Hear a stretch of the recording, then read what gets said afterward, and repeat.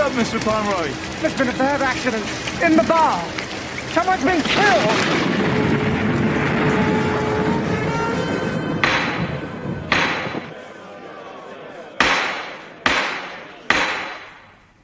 Look at me, please, Mr. Kirby. On the night of the 15th, there was a program of dance music by Mr. Henry Hall. On the third program, there was a talk on Egyptology. Do I take it, Mr. Kirby, you are an Egyptologist? Henry Hall. Yeah, that's right. We had a bottle of stout, Beryl and me, and some sandwiches and that, you know, and then we listened to Henry Hall. Mr. Kirby, you amaze me. For the first time in my life, I find myself addressing a man who, despite all the rules of logic and natural law, experiences no difficulty at all in placing himself in 3 different locations at the same time. Hey? While you were at home with Miss Hoskins, listening to Mr. Hall, you were also, as Miss Hoskins has already testified, at the pictures with her, watching Oliver Twist, the young man who asked for more. You were also, as the court has already heard from 3 other independent witnesses, deep in conversation with Mr. Slater at the Ajax Cafe. A remarkable achievement on your part, for which you must take full credit. Do you want any more, Mr. Kirby?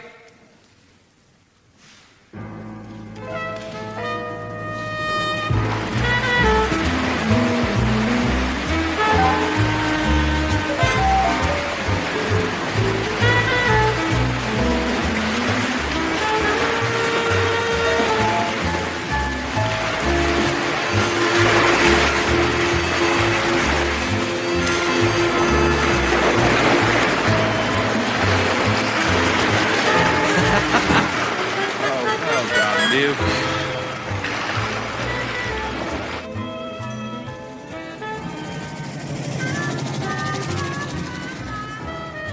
Mr. Washman's Inspector. Thank you. As I see it, you're asking me once again to subsidize your inordinate vanity. Rory! I was just talking about our victory. Well done. Thank you.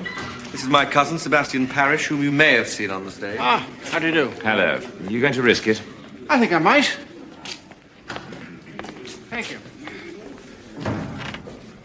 I suppose I can't persuade you to change your mind. No, you can't. Oh, but Luke. What I suggest to you is that you take Mr. Micawber's advice and learn the difference between solvency and insolvency. Rory! Oh, splendid, thank you.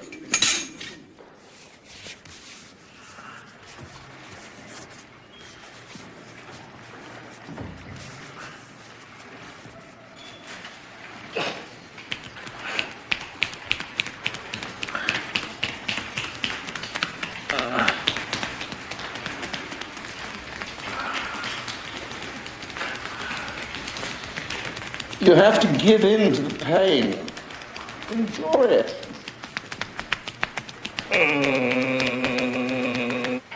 Crack of dawn, we're off to Panotto.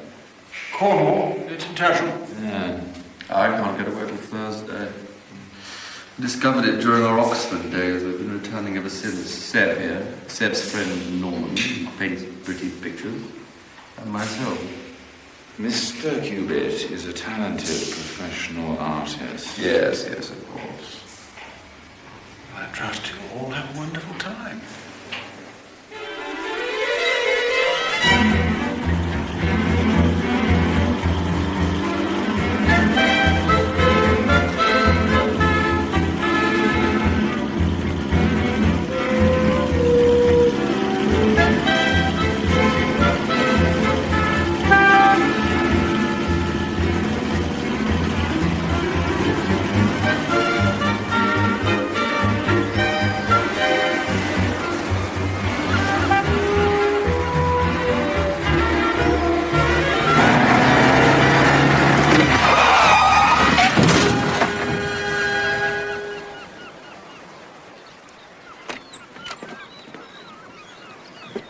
What the hell do you think you're playing at? It was my right of way. I didn't hear you. What? I didn't hear you coming. You should have sounded your horn. I'm sorry. But I don't think there's any harm done. No, I suppose not. If you wouldn't mind backing up, see if we can free them.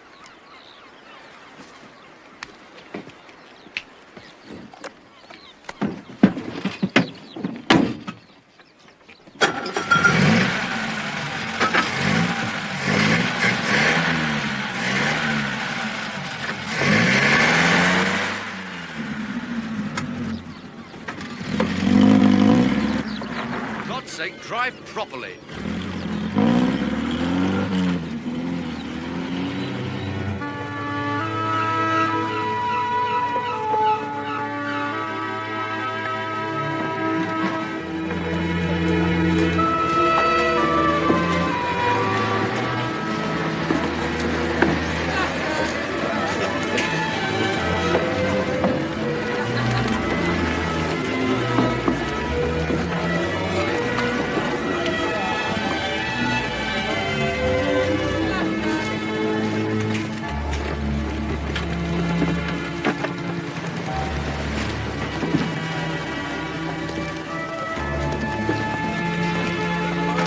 Watch out for young Will there. Good to see you all there. See you, John. Bye. Don't take any notice of him, you know, it's his life.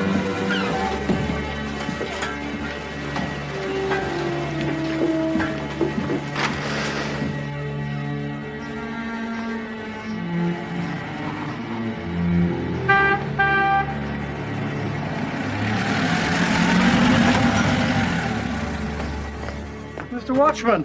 Hello, Abel. Bit late, I'm afraid. Missed dinner, have I? No, sir. I told Mrs. Ives to keep back a lobster for you. Oh, good man.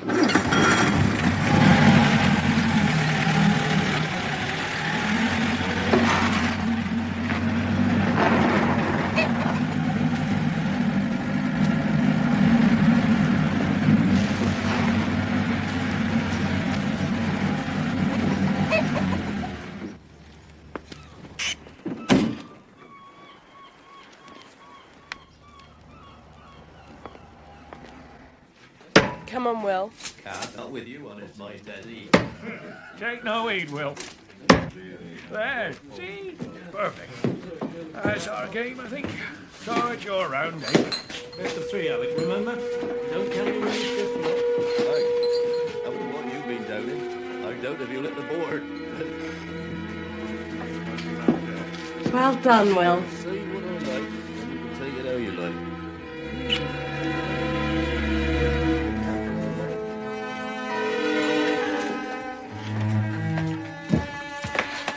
Evening, Mr. Watchman.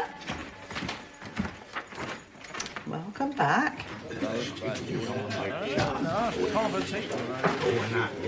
What's all this then? Mother's meeting? See that? You can see an old boot needs mending. That's another of your pesky rats, that is. Keep your voice down, George. Don't need the whole world to hear. One of them has near damn it got my ankle. What are you going to do about it, eh? It's all in hand. In hand. In hand, I said, George. As you will find out if you'll just mind your own interference. What's your name?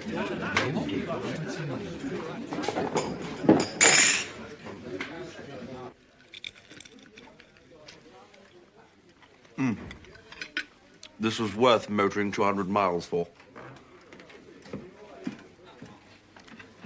Good evening, Decima. Evening, Mr. Watchman. Is that all you have to say to me? Yes, that's all.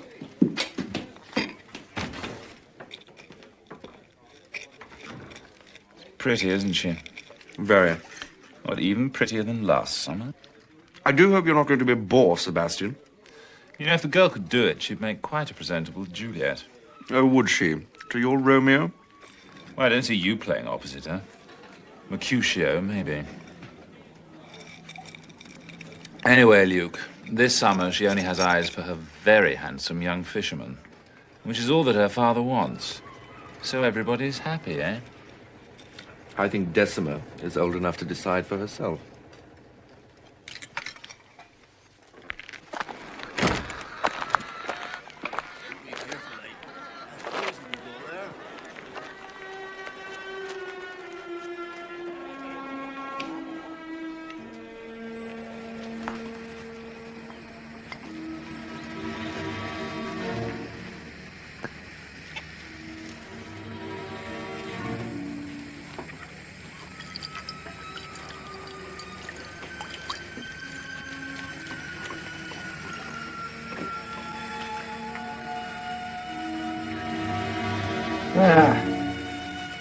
should do for the little beggars. Not for a time. Some utter half-wit driving too fast. It is best to kill me. What are they doing out there? Chap could die of thirst. Next thing I see, his confounded car, here, in the garage. Strange thing is, I'm sure I've seen his face before. Somewhere. Oh, no shortage of lunatics in cars. Put it under lock and key, out of harm's way. Fair enough. Sorry, Bob. Pint, is it? You've got a moment, Dessie. God, it's the chap I ran into. He must have heard every word. I think we met on the way down. Unfortunate circumstances. Oh, I've forgotten all about that. Cigarette? Allow me to introduce myself. Robert Lang. Luke Watchman. Luke, how are you? Good rundown? Oh, it's interesting. Your pint, You're Bob? looking very well, Norman. How's the portrait coming? Oh, interesting. Come on, Norman. Double or quits. All right then, as long as you promise to pay. Put his hand in his pocket. Do you play? Once a year when we come down. You? His aim's deadly. Really? How deadly? I never miss. Is everybody having a good time? Hello, Mr. Watchman. Gin and wine, please. When did you get here? Just over 2 hours ago, Miss Duffy. Oh, good. And what have you been up to? Well, I've taken up watercolours this year. Really? Yes, I'm making pretty fair progress, wouldn't you say so, Norman? Yes, Miss Duffy, very fair progress. Gin sets. Oh, thank you. Well, here's good health to you all, and let's pray for good painting weather. Do you mind coppers? Let Doc have them.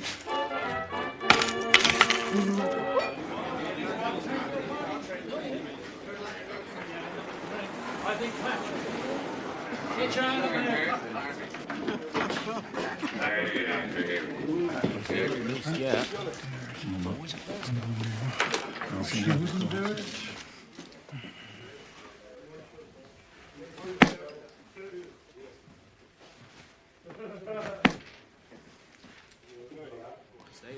There you are, you see. Told you, didn't I? The man's deadly. Sweat up there, Patrick.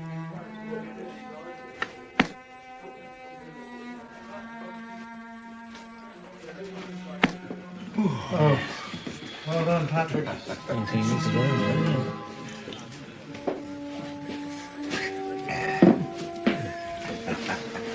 Survived.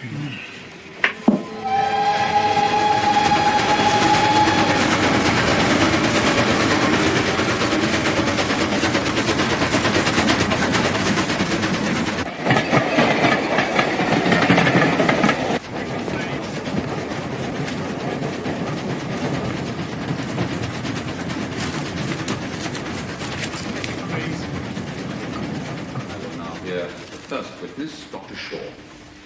An autopsy on the deceased, Mr. Luke Watchman, KC, was carried out by you, Dr. Shaw, at the weekend at the request of the Illington Constabulary. It was. With what result?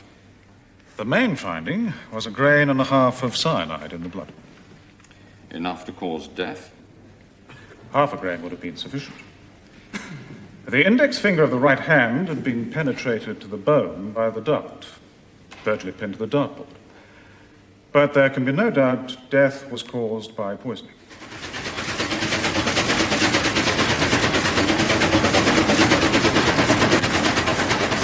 Visitors to St. Nicholas's Church at Loo will find in its tower a skull's cage for the incarceration of nagging wives.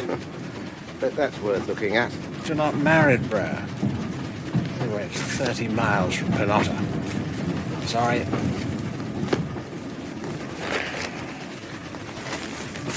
Shields acid mixed with prussic acid.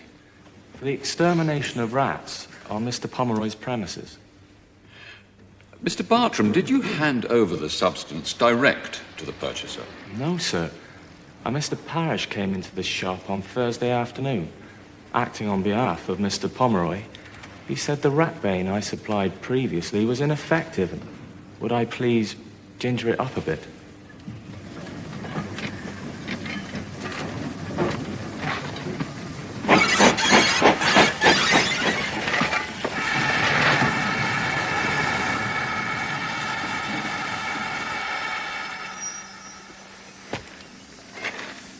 what I'm putting together, our Mr. Watchman seems to be a bit of a handful. Bit of a reputation, I'm afraid. First at Oxford, very young KC, very effective in court. It was lethal in the Slater case. The only time I saw him in action. Sounds like a gentleman who should have gone all the way to the top. Did you like him? I admired him.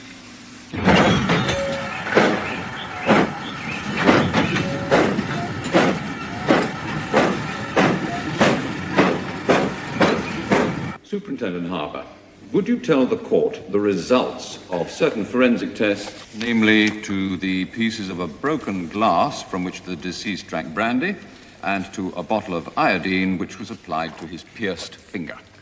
Neither the broken brandy glass nor the bottle of iodine contained any traces of cyanide nor any other poisonous substance, sir.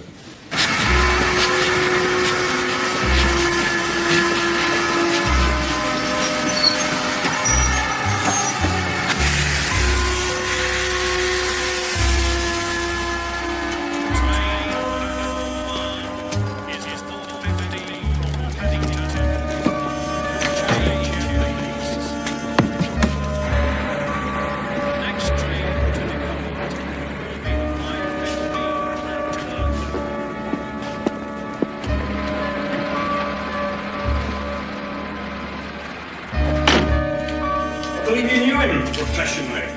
Yes, sir. Perhaps the best advocate of this generation. A lot of good it's done him. Here we are.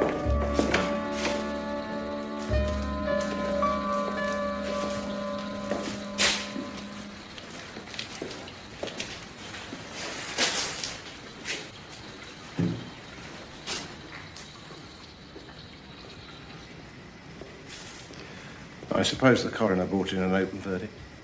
Death by misadventure, Inspector. What else could it be?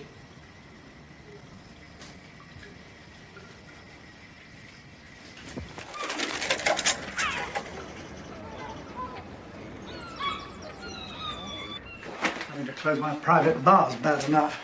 Height of the season. Everything's topsy-turvy. Glasses out of the bar. Darts taken away by the police. Yes, well, you'll have to get used to it. A man has died on these premises from rat poison, brought into this hotel at your instigation. Well, is this our office? It's my parlour. Mr. Pomeroy, I'm so sorry we have to get under your feet. I hope it won't be for too long. Thank you.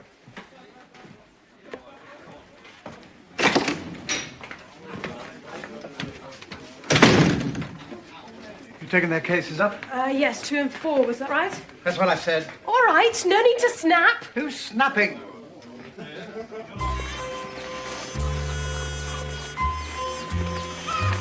Nice motor car. Belonged to the actor, Parish, Watchman's cousin. Oh, I bet that cost him a bob or two. If indeed it's paid for.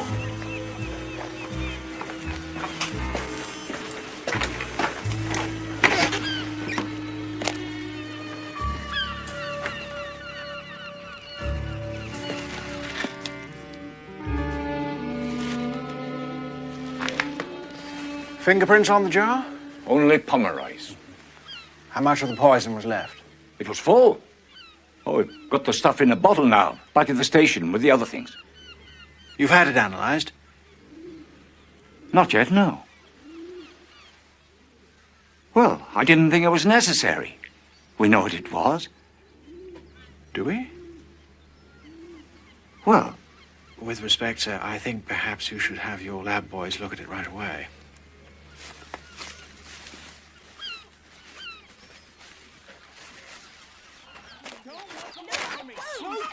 Just sit down there, sir. Now, I want you to take your time, Mr. Pomeroy, and tell us what happened last Friday evening in the private bar. Well, now, let me think. There was a dickens of a storm. The lights kept on flickering on and off. They were coming to the end of a game of round the clock. We're with you in a minute. Next thing, they're all at it, drinking brandy. 17? If I'd had any inkling of what was going to happen, I'd have picked up that blessed bottle and hurled it into the sea. But you didn't, did you, Mr. Pomeroy? No, I did not. Yes.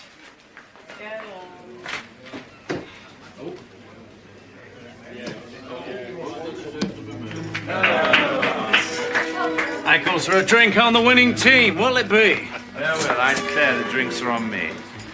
My bottle of Courvoisier Decima, my dear. Oh. Brandy all round.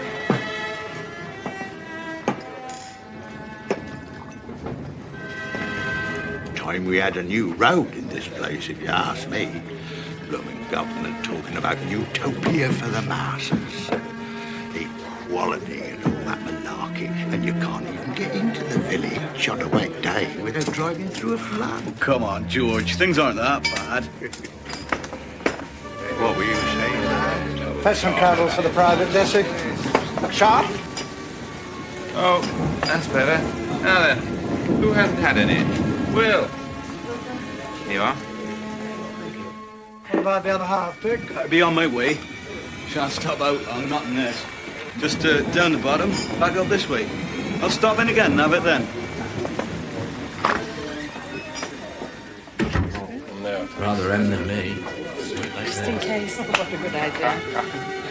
Now then, Duke, being on the losing side, you prepared to risk your hand tonight? Of course I am. I'm game, but I insist on new darts. Abel, break out with new arrows. You take care of them. Aim straight, for God's sake.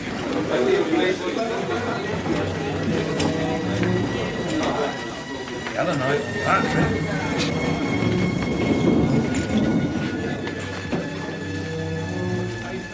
Nobody's asking you, are they? Not likely to. Like William Tell's son without the apple. Do be careful. Far away.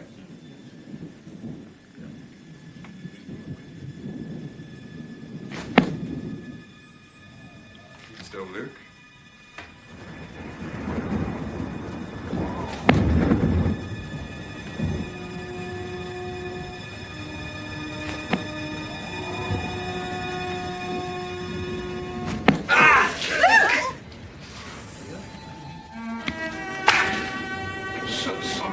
Bloody!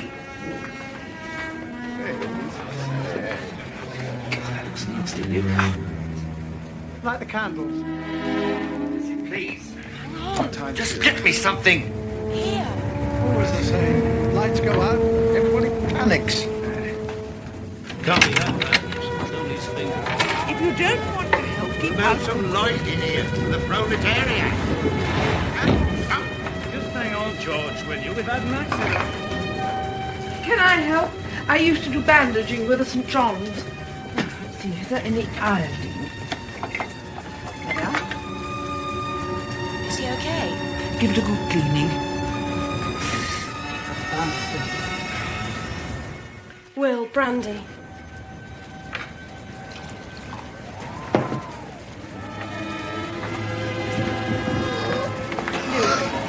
Please, drink some of this. Make you feel better. Grip of yourself. Carefully, watch his tongue. Calm down, calm down.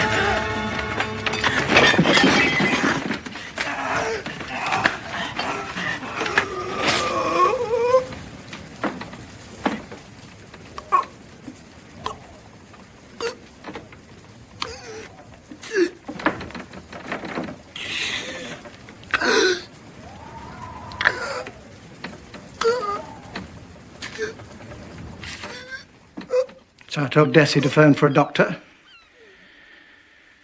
And I went out to look for Dick Oates.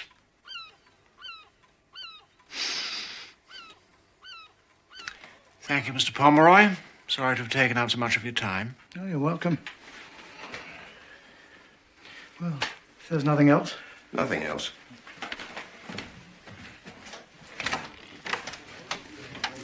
For the time being.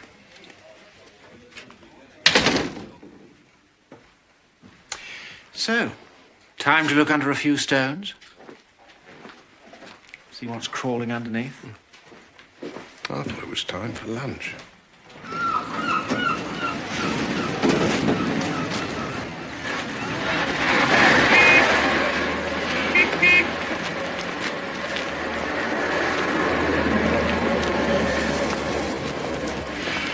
And there's a smuggler's tunnel all the way down to the beach. I think we can safely leave smuggling to His Majesty's Customs and Excise, don't you?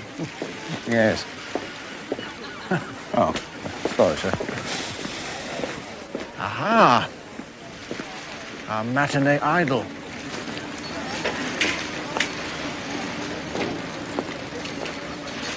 Mr. Parrish. Chief Inspector. I was very shocked by the death of your cousin. Got to know each other a little, as colleagues. I find it difficult to take in what's happened. I keep expecting to see him there at the bar. It's like some nightmare. Keep expecting to wake up. Sorry. If only I hadn't brought that bloody rat poison back from Ivington. There's no reason to blame yourself for that. You asked the chemist to ginger it up a bit. Who told you that? Good morning. You haven't met my friend Norman Cubic, Chief Inspector Alleyn. Oh, yes. Is there anything I can tell you, Inspector? I love being questioned. The man who threw the dart. Leg? Did Watchman know, or had he met him before? I don't think so. Sir? No, I'm sure they hadn't. Look, if there's nothing more, we ought to go. Get on with my portrait. While the tide's right. Oh, yes, of course.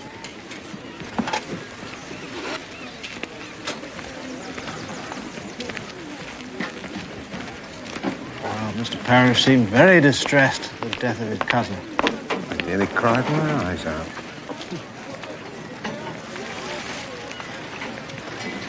Luke Watchman seemed affable enough at his club, but I did detect a certain atmosphere between him and Parrish. I'm not sure Mr. Cubitt might not have something to do with it.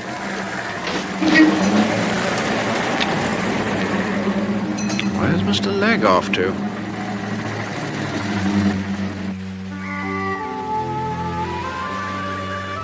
And thou, my friend, since unavailing woe bursts from my heart and mingles with the strain, had the sword laid thee with the mighty low, pride might forbid e'en friendship to complain. You're looking pleased with yourself, sir? Because I am. I mean, putting poor old Luke to one side for the moment, you could say things are looking distinctly brighter. While I was fighting for king and country... Winning your military cross. Luke was absolutely coining it. So I'm looking forward, Norman, to being a man of means. Keep still. What's wrong? Nothing, as long as you stop fidgeting. I thought we might start with a little holiday. I mean, a proper holiday abroad. India, maybe. Then, well, if Luke's money is all I take it to be, I might go into management. I always wanted to do the Vortex. You could do the sets and costumes. Fine.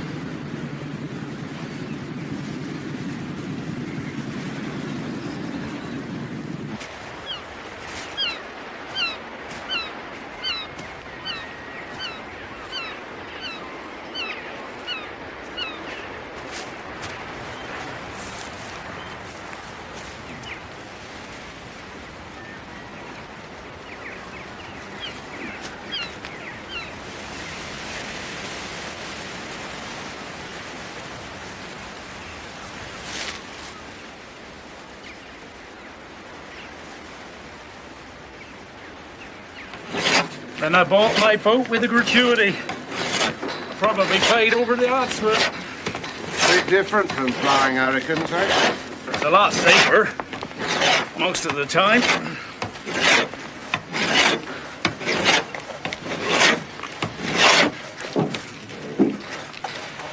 What do you want to know, Inspector? How well did you get on with Luke Watchman? I didn't. Quarrel? We had a difference of opinion. He thought he was welcome here in Pennotter. I didn't. And told him so. Was that on account of Decimus Pomeroy, Mr. Moore? You seem to know all the answers, Inspector. Why ask the question?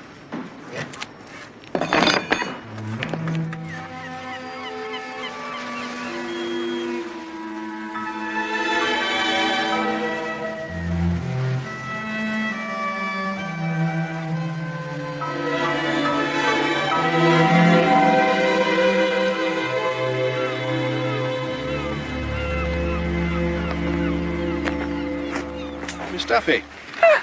Good afternoon. Oh, dear, I'm so sorry. I didn't hear you. I didn't mean to startle you. Well, nice spot you've chosen. Yes, but I can't get my sea right today. It keeps coming out too green. I'm sick of it. Oh, God, that's enough for today. You tried mixing cobalt with a touch of aquamarine and white. Oh, yes, I've tried that. And it still comes out looking like spinach and mashed potatoes. Shall I? Thank you. Miss Duffy, were you by any chance painting here last Friday? Yes, indeed I was. And in view of everything that happened that day, every single minute is etched in acid up here. Every minute? I was on my way up here. It was about 10:30. I was just passing the old graveyard. Will, don't be so childish. Can't you see how stupid you're being? Stupid? What do you think he's come here for? Well, I don't know. To be with his jolly friends? Desi. Will? Oh, don't look at me like that. What do you expect me to do? Push him off the cliff?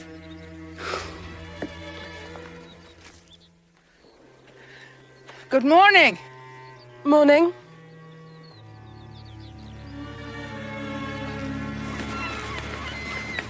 What makes you so sure she meant Watchman? Well, everybody in Pennotter knows she had some sort of fling with him last year. A fling? Well, anyhow, she seems to be spending a lot of time with young Moore, much to old Abel's relief.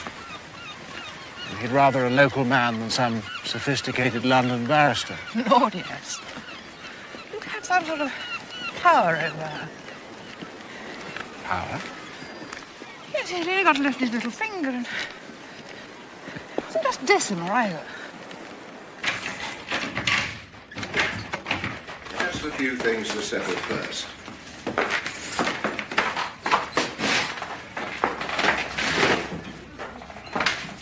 No, I've been in since. Fox, what are you looking for? Anything that may have been overlooked? Right, Mr. Pomeroy. As soon as I've done in here, you'll get your keys back.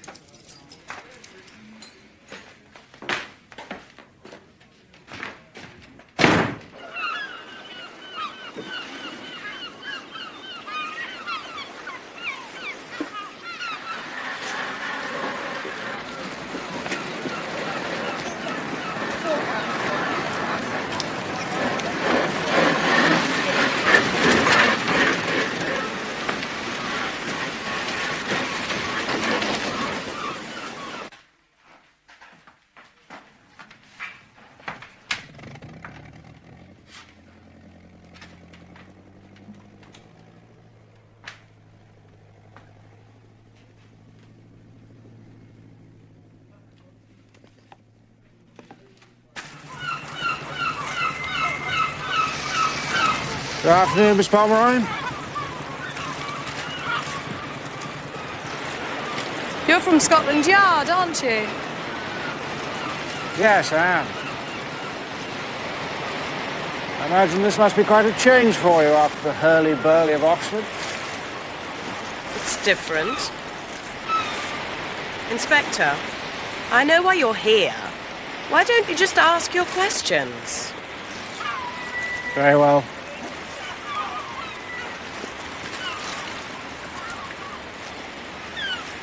I'm trying to find out how Luke Watchman spent last Friday, the day that he died. I see. Where he went, whom he met. I know, for example, that you spent the morning with Will Moore. And that you quarrelled. Who says so? But you'd also met Luke Watchman that morning. Was he the reason that you quarrelled? I'd much rather you admitted it yourself, Miss Pomeroy. Although I know it to be true. Oh? How? A French cigarette packet, a few dog ends with lipstick, and this.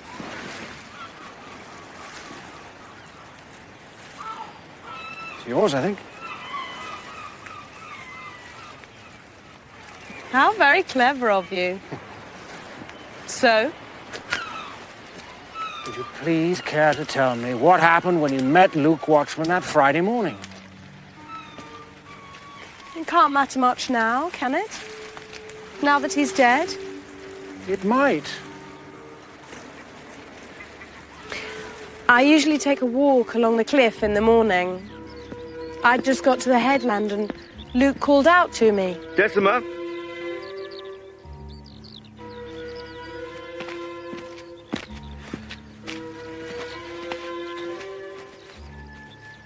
I want to talk to you. What about? Sit down, have a cigarette, and I'll tell you.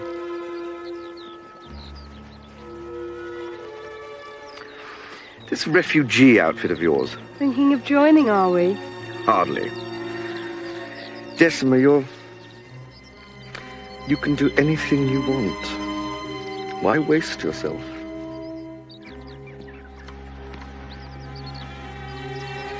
You're not in love with me, Luke. You just want me. I adore you, Desi, and you know it. Come here.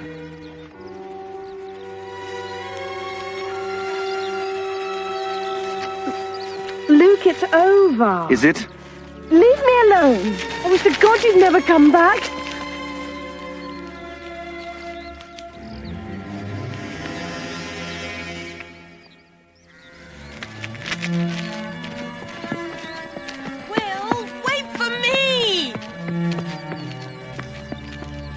I chased after Will.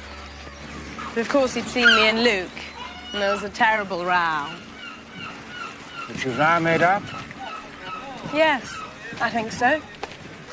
Well, I hope so. Inspector bullying you, Decima? Just doing my duty, Mr. Moore. Come on.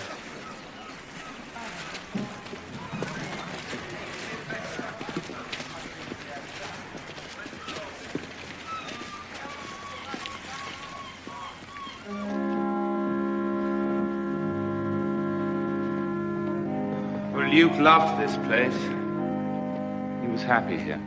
And it's only fitting he should remain here, Mr. Parrish. Wednesday at noon, then. Thank you, Vicar. You've been a great comfort.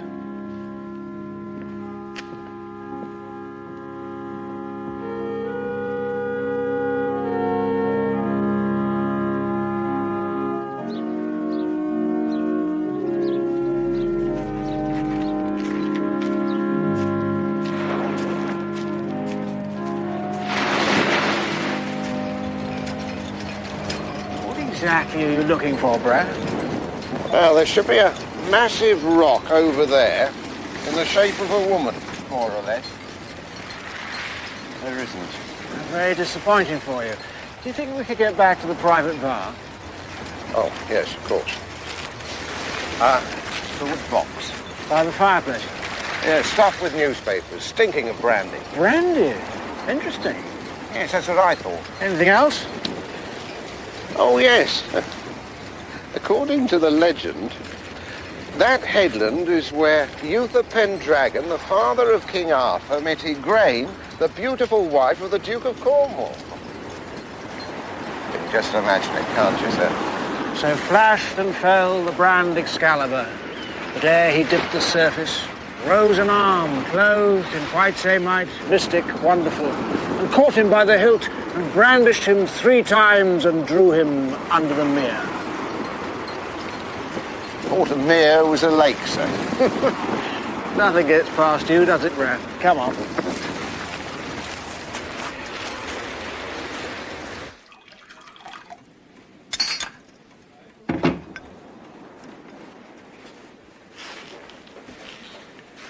Rotten thing to live with.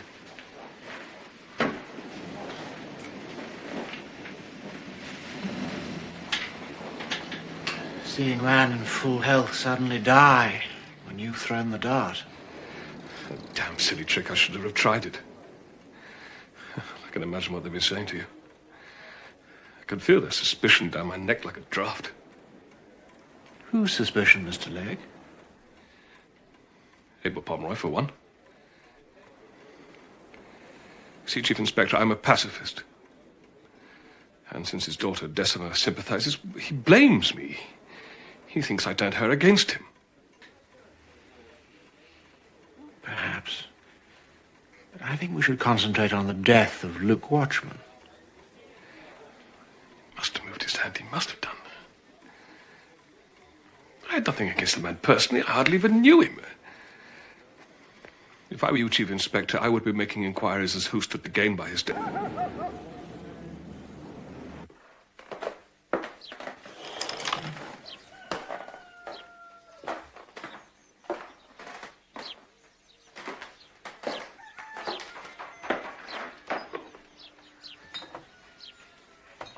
Miss Pomeroy?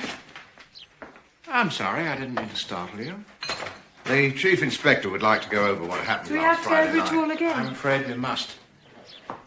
When the dart struck Luke Watchman, whereabouts were you? About here, I think. Why did you give him the brandy? To revive him. He'd gone so pale, I just picked up a glass and... Where from? The bar counter. Would you mind?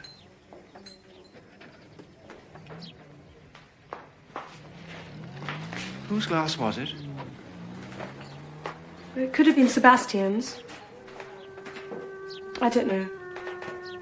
I didn't stop to think whose glass it was. Well, you don't think of things like that in a crisis, do you? No, you don't. Please go on. I poured some more brandy and I took it over to him. I said something like, have a sip, make you feel better. Then I held it up to his lips and... Oh, it was awful. I'm sorry, I can't.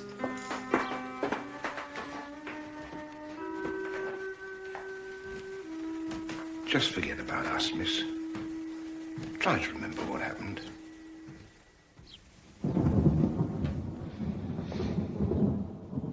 I did manage to get him to drink some of the brandy.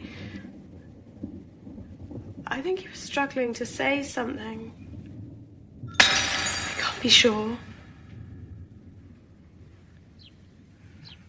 Thank you, miss. That's just about what the others told us.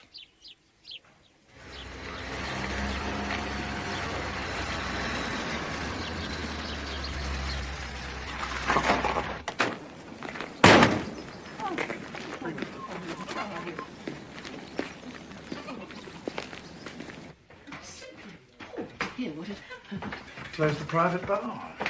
It's preposterous. When did this happen? Of course I'm entitled to know. Now, listen, when something as devastating as this happens, there must be a reason. Yes, sir. Well, I want to know what it is. We need another talk with young Will. There's something not quite right between him and our landlord's daughter. What's that? Oh, she lied to us this morning, Brass. She knew whose glass it was. What was she frightened of? Perhaps she's trying to implicate our thespian. What's wrong? Nothing.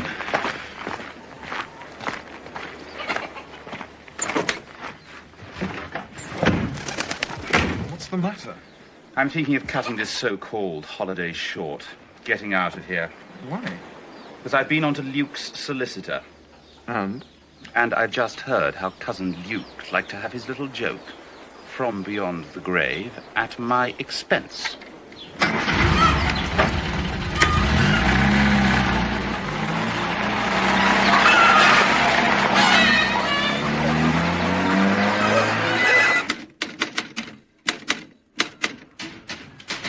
Listen to this, Brad. Robert Legg, agent for the Devon and Cornwall Philatelic Society, Secretary and Treasurer of the Refugee Rehabilitation and Resettlement Fund local branch. Previous history, none. Who is he? I don't like mysteries. Come in! Excuse me, gentlemen. Mrs. Ives is wondering if you'll be taking lunch. What do you say, Brad? Oh, definitely. Yeah. Drink in the bar first to whet the appetite. Even better. Got something rather special. I think you'll enjoy it. Not rat poison, I hope. Good.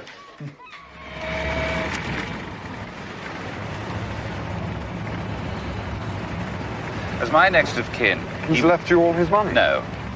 Oh, that's what he promised. And no one knew better than Luke how much I need it. He hasn't cut you out. No. The joke, Norman, is that you and I inherit... Me? Jointly.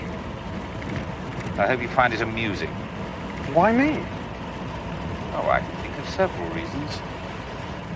You needn't look so astonished. I'm looking astonished because I am astonished. Really? I know that as recently as last Christmas, I was his sole heir. So what could possibly have taken place, dear boy, between then and now, eh? Search me.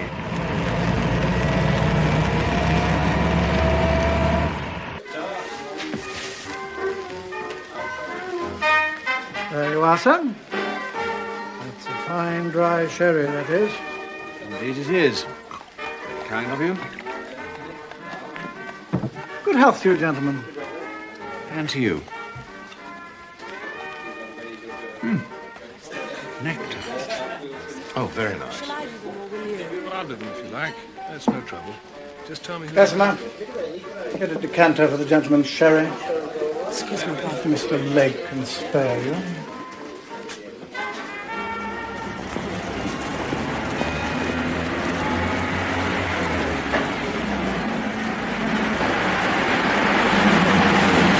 Thank you very much. Be ready on Tuesday. Well, it better be, because I need No. to go to the wedding on Wednesday. Why? Don't worry, sir. What's wrong with it? Everything. Thank you very much. Makes you look like a spiv. I take it you have got a tie somewhere in this benighted establishment that a gentleman can wear. I think it's rather nice. It isn't. Luke would have had a seizure. I don't think Luke would care tuppence whether we wear black or not. He may not. I do. And I knew him rather better than you.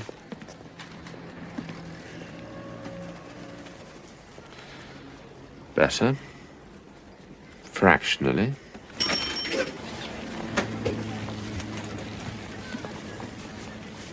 I shan't rest, dear boy, until we get to the bottom of this whole sordid business. Meantime, we conduct ourselves here with as much grace and dignity as we can muster. Black armbands as well, I suppose.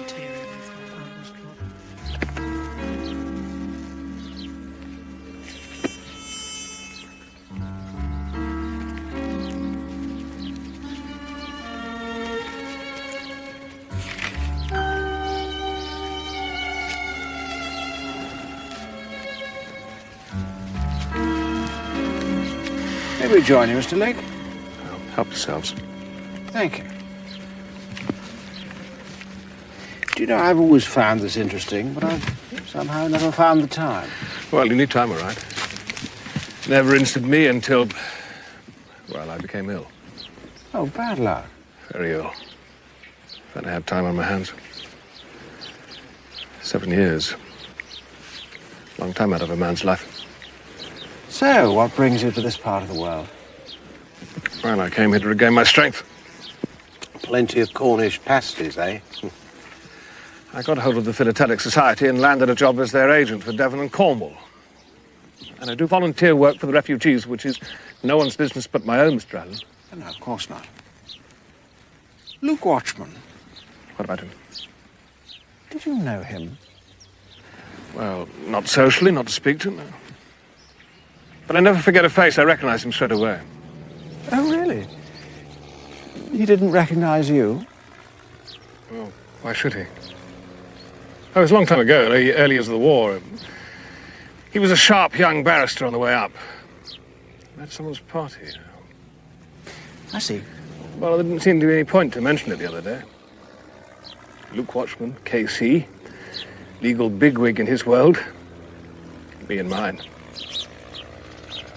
Might have taken it the wrong way, don't you think? Perhaps.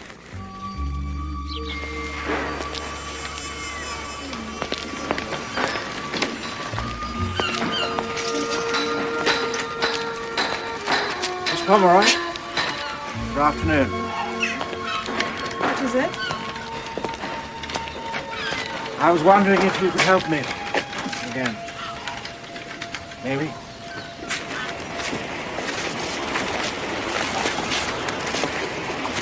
Miss Pomeroy, I've got a man murdered. And I'm completely in the dark. Well, I don't know what I can do. No?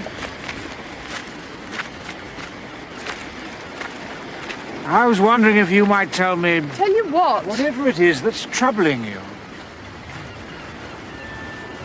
Wouldn't it be better to tell me now?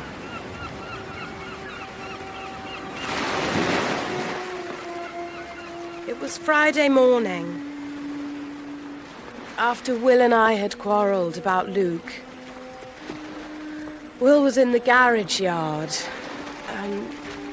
I saw him going to the stable. I don't know what for. There was nothing in there. Except the rat poison. Ever since then, I've been frantic, wondering, was it Will?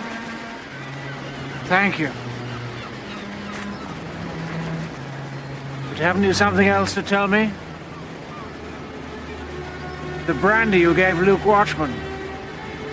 You've been wanting me to think that the glass you poured it into might have been just anybody's.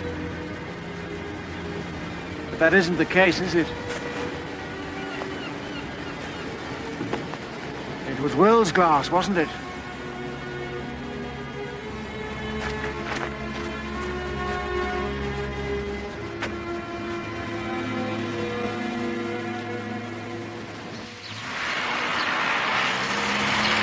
Pensive brow?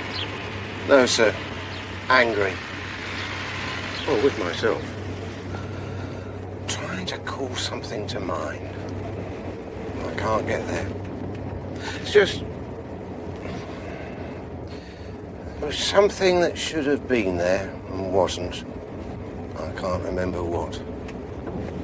When you do remember, perhaps you let me know.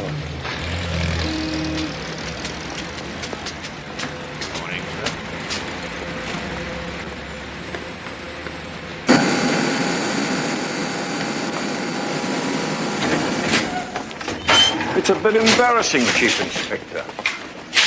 Just as well you suggested doing an analysis. You mean the liquid from the jar that Abel Pomeroy put in the garage? Turned out to be surgical spirit.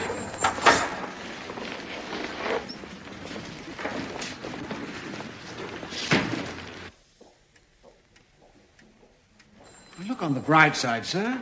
At least we've confirmed one thing. Now we know where the poison came from. Our murderer took the pot out of the rat hole. Emptied out the acid and put the surgical spirit in instead. He or she was counting on it being left, untouched and untested. Then if you're right, looks as if he or she emptied the stuff into another container, ready to put it on the dart that killed Watchman. No. What do you mean, no? Actually, sir, I'm convinced it wasn't the dart that killed Watchman. We got the evidence, Allen. Cyanide on the damn thing. Only the slightest traces. Sir, hydrocyanic acid is highly volatile. Expose it to the air and it evaporates. In fact, there was no way that dart could have been poisoned before it was thrown. Mr. Pomeroy opened a new set, and they were in full sight of everybody, all the time. But the blasted lights were going on and off. Oh, not between the time that Abel opened the new box of darts and a dart was thrown that hit Watchman. And in any case, by the time the dart was thrown, the bulk of any cyanide would have simply evaporated.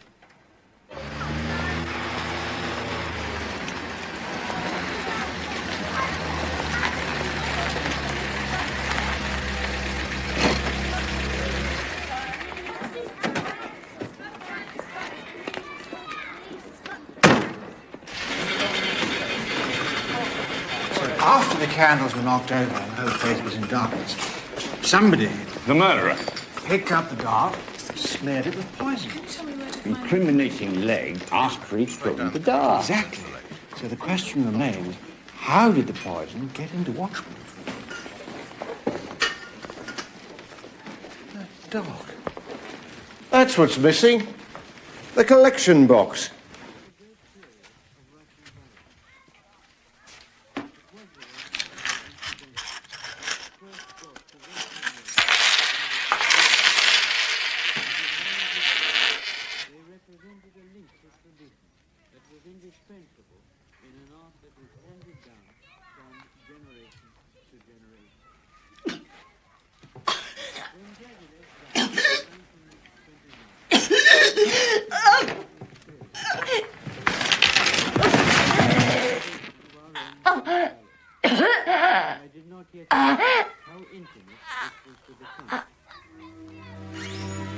She's over the worst now, Inspector. Oh, good. Thank you.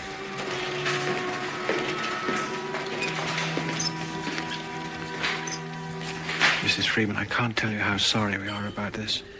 It was bad luck, really. No, I'm afraid not. Mrs. Freeman, did anybody else know that you'd be picking up the RSPCA box today? No. As a matter of fact, I was early going for it. Early?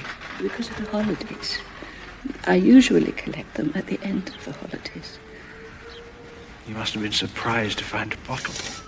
No. People put in all sorts of things, you know. Buttons and bottle tops and bus tickets. Oh, dear. So when I saw this little bottle roll out like a silly duffer, I put it up to my nose to smell it like you do, and I suddenly felt very sick and dizzy, and I don't remember much else. I don't know what to say, sir. A lethal bottle of Hardy. Just sitting there, in the dog. Right under our noses, and we... Poor woman. I know. I feel ashamed of myself. Oh, nonsense, Brer. If you do see the implication, before it got into the dog, our killer had put it into Pomeroy's first aid box. Where anybody could have used it. Exactly. Before Legs tripped with the darts. Well, clearly got no conscience at all. But he couldn't have known there was going to be an accident with the darts. No, he couldn't, but I think he managed to engineer one by making sure that everybody was drinking Parrish's brandy. Whereas he... Or she... stayed stone cold sober, chucking their brandy into the wood box. There you are, ready to do what could only be done in the dark. Switch the iodine bottles, put the innocent one where the lethal one was, and throw that one into the dog. Waiting for Mrs. Freeman to pick up her little jock. Her dog.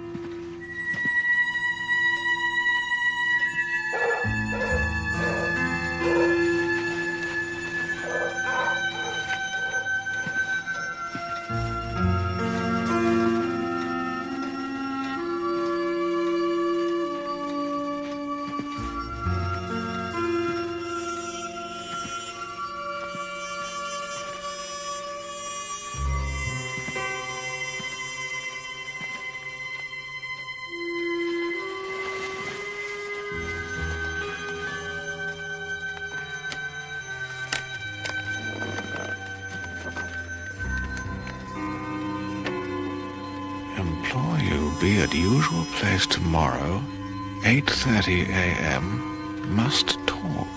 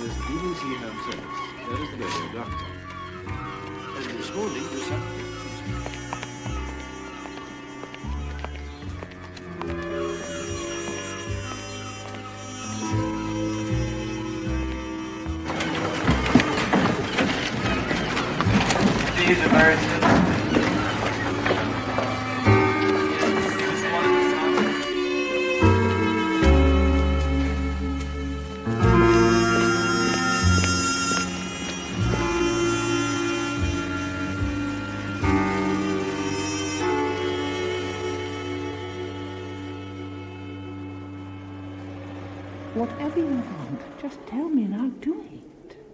I just don't think I can stand much more of this. If you've been through what I've been through, then you might begin to understand. Of course I understand. I've been walking around asking questions, talking to everybody. But when it comes down to it, who are you really interested in? It's me, isn't it? Just don't draw any attention to yourself and you'll be all right. Please have to do that. Duty, we all have to put up with that. It's intolerable. Well, self-pity won't get you anywhere. I see you too. No. You know how to do my best for you, but I can't. I won't.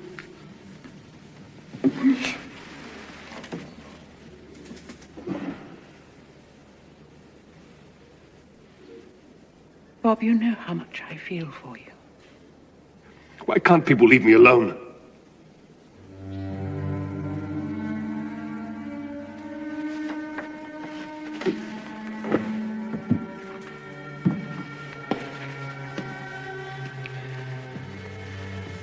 Well, I suggest that you come back to the inn and put on a black tie. Come to the funeral and show some respect for the dead.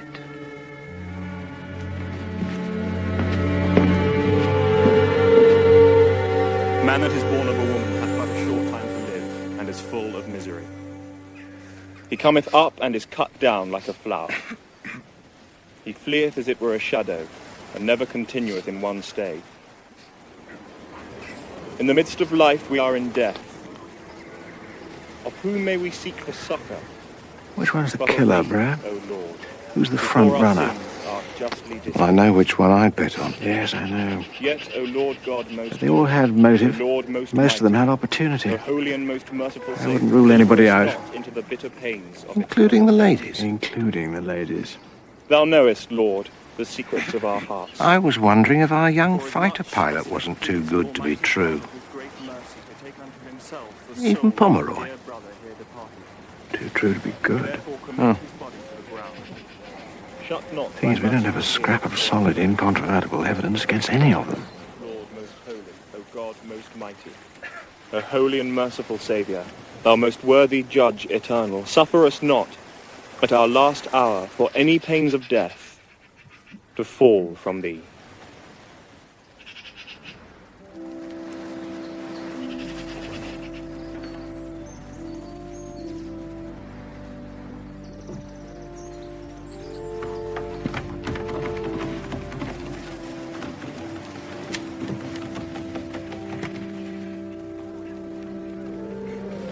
We go back to the car.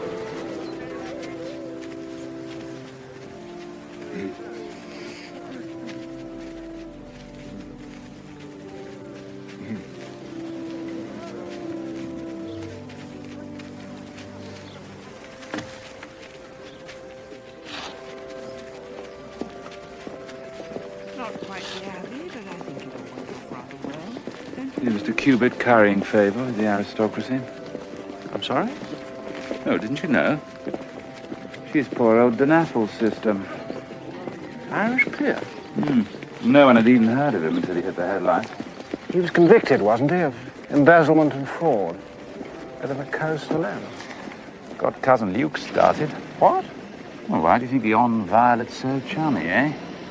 Dear cousin Luke was leading counsel for the defence. Brilliant performance. Got the old fraudster a minimum sentence, Duffy's undying devotion, and set him on the road to his silk. Donathel. There was another defendant in the case, wasn't there? His partner, Jingle, Dingle, something Dickensian. Can't remember much about it. I wasn't around at the time. King of country. Pringle.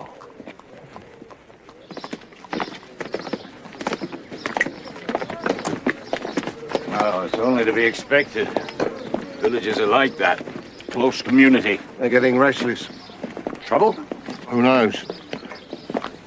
What time does your train get into Paddington? 6. Be at the yard before 7 and back here tomorrow. Colonel Bramington, the chief constable, has asked me to take you both to his house for dinner tomorrow night. That's extremely kind of him. Inspector Fox and I will be delighted to join him. He's keen to know how it's going. Then I hope we won't disappoint him, sir. Sir, what do we have to wear? Black tie, I suppose. Is that a problem?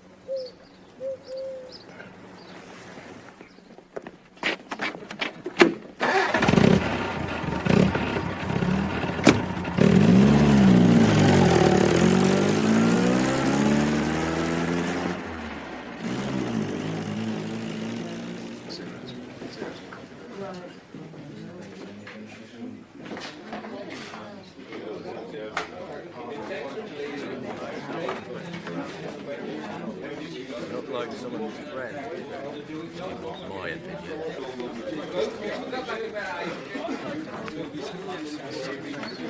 Cruel, but accurate. What was she thinking? May I congratulate you on your inheritance, Mr. Cubitt? Oh, yes. Well, I wasn't expecting anything. In that case, you might as well make He was really Seb's friend. But I'm not complaining, naturally. When did you hear? Seb told me yesterday. I rather wish he hadn't. It makes me a suspect, doesn't it? Well, both of us, really. You see, we were both flat broke. Don't talk nonsense. Artistic temperament. Overactive imagination. Not something I suffer from, Mr. Parrish.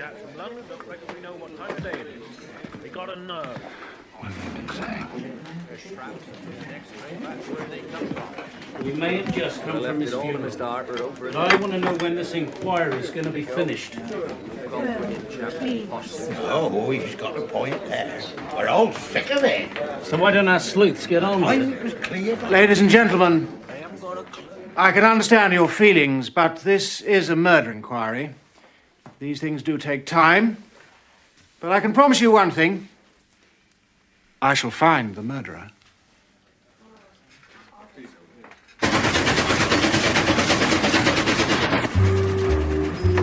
Shut up a bit, then, Jim.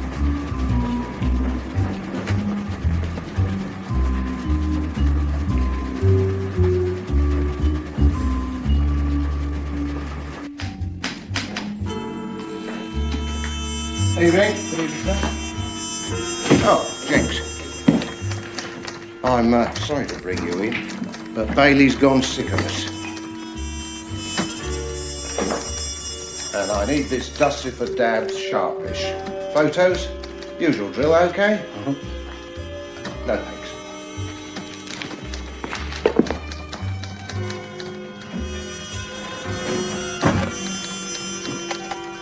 Oh, hello. Could you give me the number of Mossbros, please? Morning.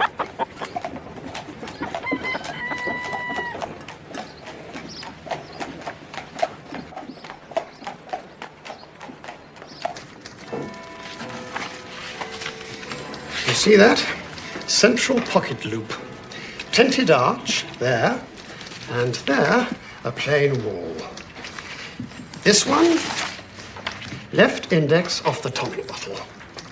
Middle right, particularly good ulnar loop there. From the tumbler, an exact match.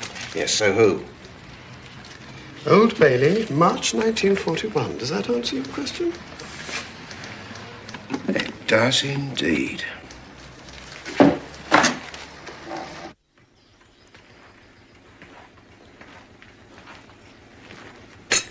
Miss Duffy, may I join you? Of course.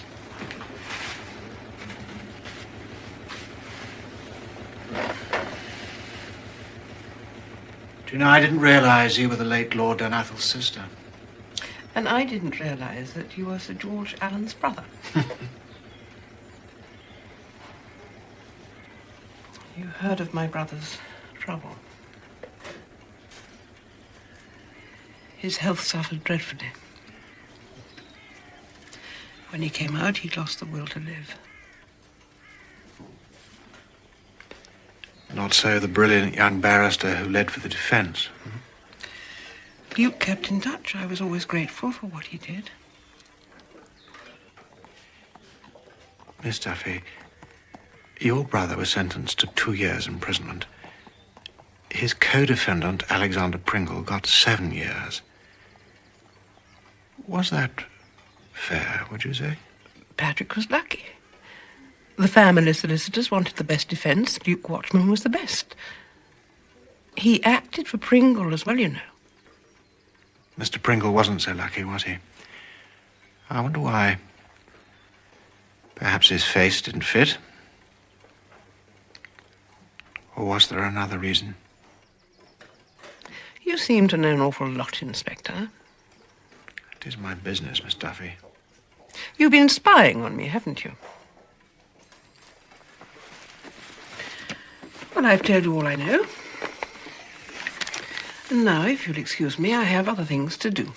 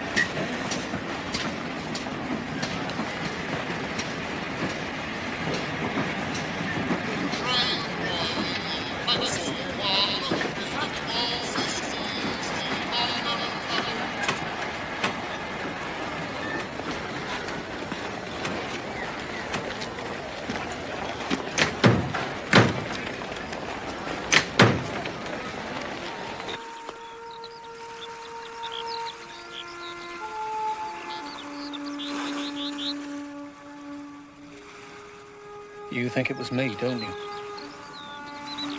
What?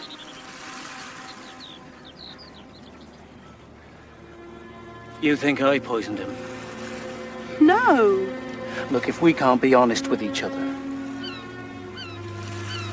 There could have been poison in the brandy I gave him. It was my glass. I know. There were no traces of poison in the pieces, none at all. Friday morning. After you left me, where did you go? Why? Well, who's been talking to you? No one. It was me. I saw you. I saw you go into the garage yard, into the stable. And what? Take out the rat poison? You think I took it? No. Well, I don't know.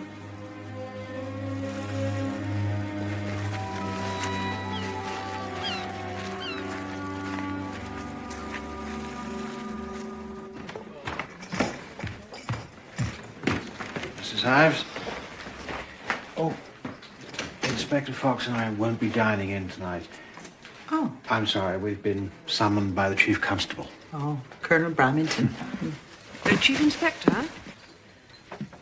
Can you spare me a few minutes? How did you know that Bob Legg and Alex Pringle were the same man? It wasn't difficult, Miss Duffy. No, I suppose not. Now it's out, I really don't know whether I'm glad or sorry. And you knew about his pre-war history? Yes. He joined the British Union of Fascists in 1936. He was a Nazi in all but name. It's a long way from being a pacifist. Now perhaps you can understand his behavior. He felt his past closing in on him. Forgive me for asking, but your feelings for Mr. Legg? Completely unreciprocated, Inspector.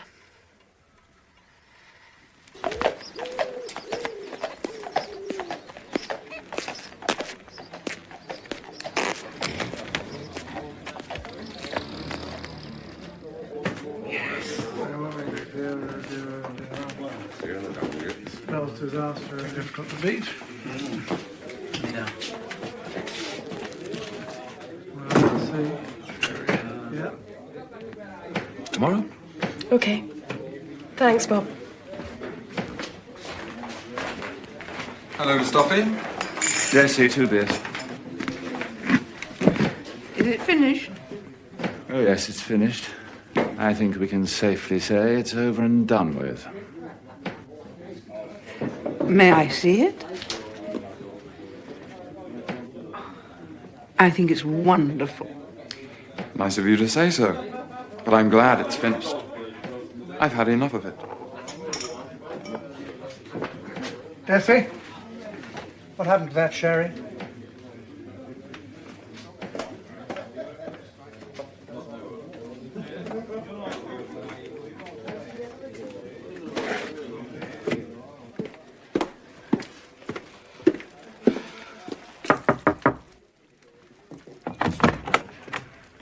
Oh, hello.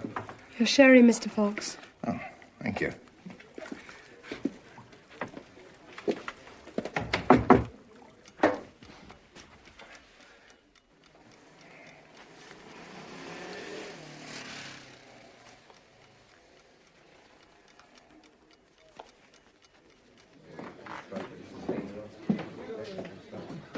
Here you are, Missy.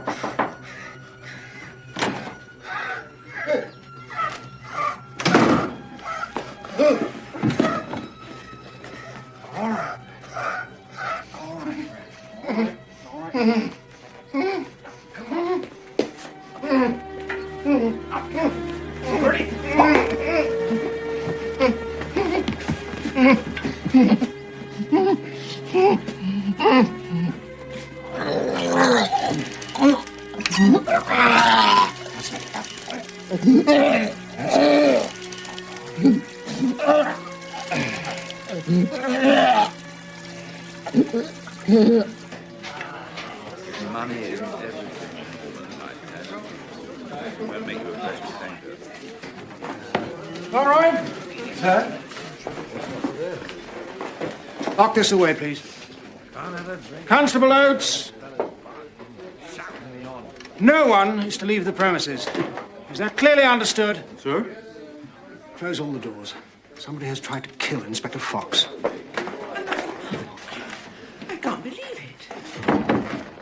There's a smell of treachery about the place.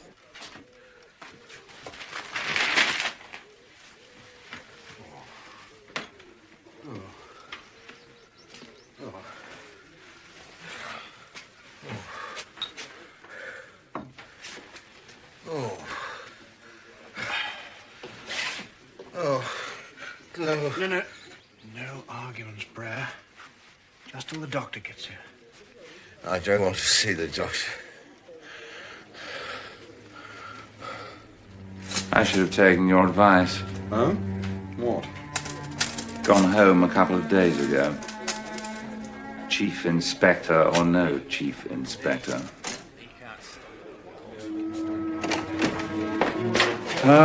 Where is Inspector Fox? He's upstairs, the room at the end of the landing. Thank you.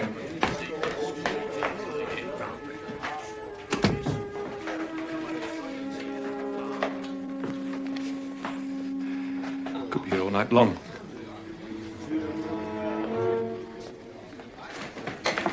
In that case, we might as well make ourselves comfortable. Decima, my dear, I wonder if your father has anything worthy of the occasion tucked away behind the bar. Hardly a time to start making fools of ourselves, Sebastian.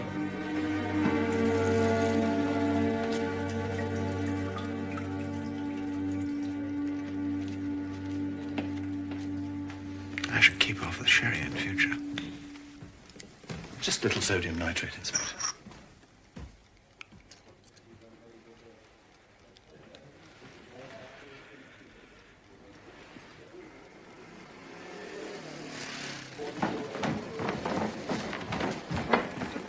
It's beef tea, is that all right, sir?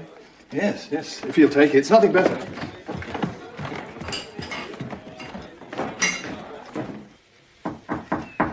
Come in.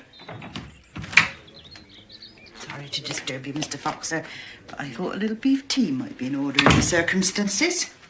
Now then, here we go. Oh, Mr. Fox, you didn't get that lying in bed? No. I think I got it falling over. Well, I think we better have somebody to clean that up. Now, you just hang on a minute.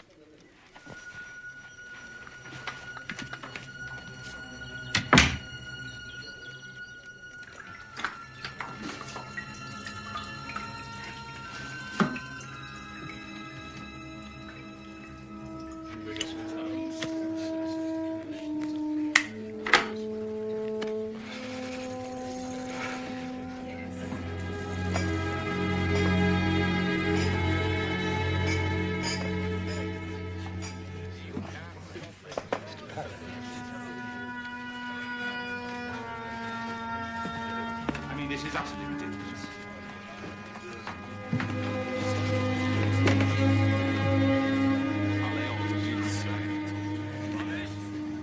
It was you. What? Why couldn't you trust me? Well, I got to thinking that iodine would probably be the best, but then I find that the blessed iodine bottle's missing from the first aid box in the bathroom. Red Fox, I can't leave you for a minute. That's just what I said, Mr. Alleyn. All right. Oh, yes. Mind you, it'd be a lot simpler with just one box. There's slightly less confusion. I take last Friday morning when Mr. Legg cut himself shaving. There was blood streaming down his chin. He was in a fair pickle. I had to open up the cupboard in the private bar. Mrs. Ives, Fetch on out the other first aid box. I thought Mr. Pomeroy had the only key. Oh, I have a key to every lock in the place. Except Mr. Pomeroy's safe, of course. Did anybody see Mr. Legg with the box? Well, as far as I know, no. Thank you, Mrs. Ives. You've been a great help. I have? You have.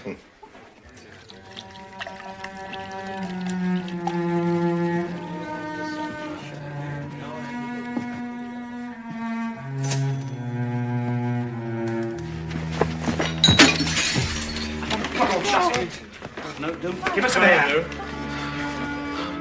She's all right. She's a doctor, Sophie. All right. Just gently fill her up. All right. I'm going to get some water. You're all right now.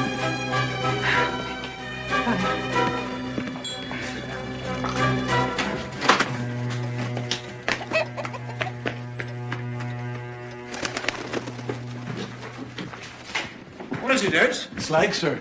What about it? Mr. Legg, he's gone run for it.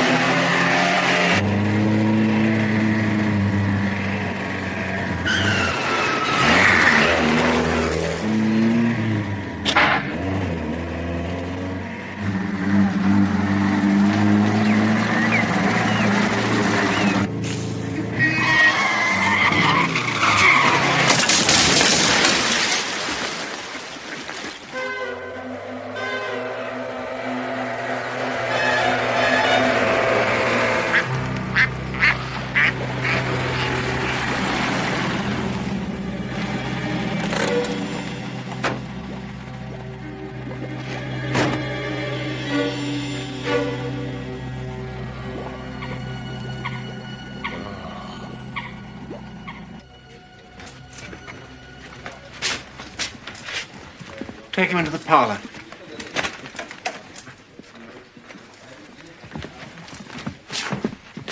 Sit him down. This time, keep him there. Yes, sir. Well, that's it then. You still have to prove it, sir. No. Anything you'd like me to do? You could search his room, top to bottom. What are we looking for? I don't know, but somehow he's managed to poison a sherry decanter without anybody noticing.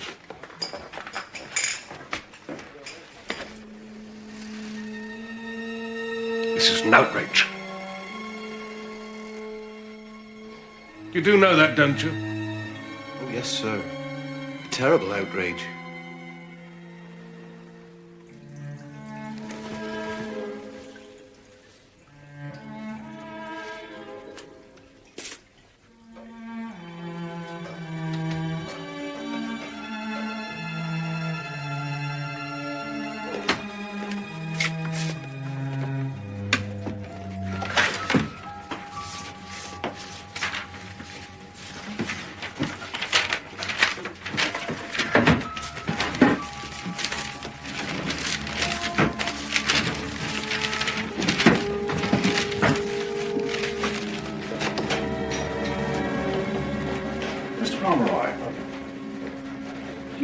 Clean this gentleman's jacket. Reckon so? Perhaps you'd better empty the pockets, Mr. Legg.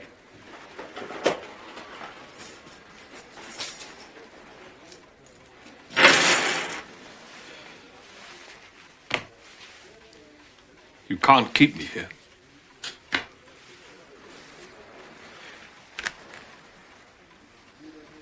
Is that all?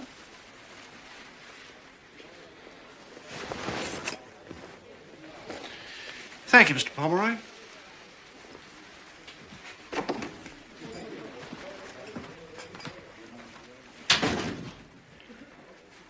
Now, Mr. Legg. I need a doctor. I gave express instructions that no one was to leave. Why did you choose to run off? I had to. Had to? Yes, had to. I couldn't spend another minute in that room. Everyone looking at me. As if I did it. I have bad nerves. I'm highly strung. Ah, yes, of course. Your illness. 7 years, I think you said. Pentonville Prison, wasn't it?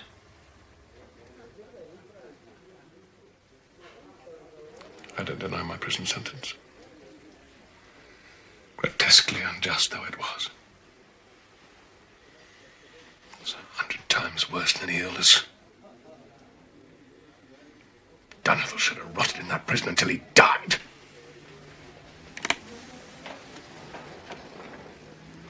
You murdered Luke Watchman. No.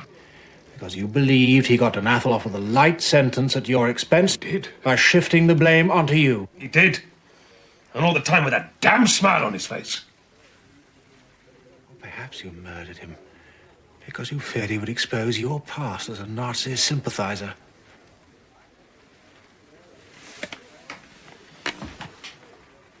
You're improvising. You haven't got a case. Oh, but I have, Mr. Legg. It's the oldest cheat in the book. If you can't find the guilty one, you pin it on the nearest man with a criminal record. How dare you? against me. I not only know that you did it, I know how you did it. You took the iodine bottle from the upstairs bathroom. You laced it with cyanide from the rat hole, and then, using the pretext of a shaving cut, you gained access to the first aid box in the cupboard in the bar. Luke Watchman died the way you planned it. Not from a poisoned dart, but from poisoned iodine. And this evening you got scared and you attempted to poison Inspector Fox and myself. Now, what do you say to that, Mr. Alexander Pringle? What an intriguing maze a policeman's mind is. I would like to see that doctor now, please, if I may.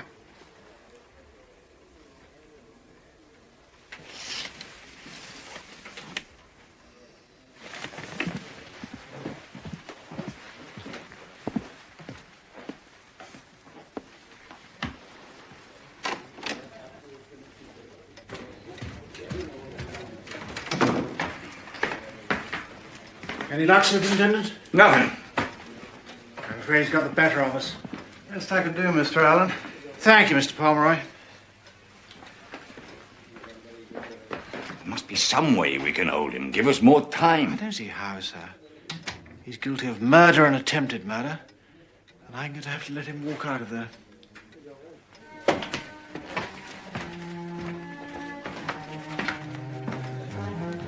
I want you to understand that I will be bringing an official complaint against you, personally, Chief Inspector. And now I am sick and tired of this farce. I'd like my things, please.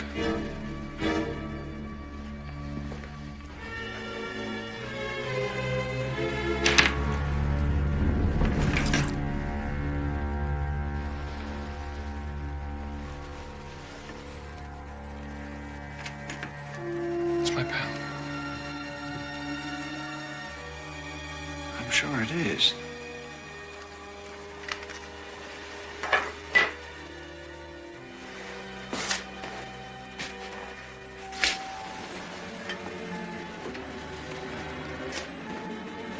I think you'll find, Superintendent, that this is hydrocyanic acid, and it was dropped into a very fine sherry.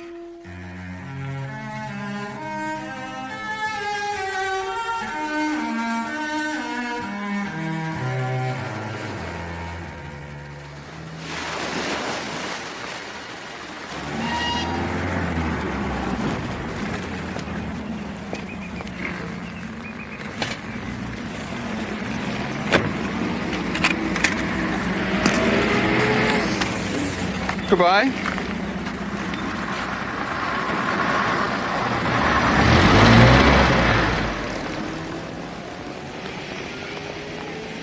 That's it then. Oh.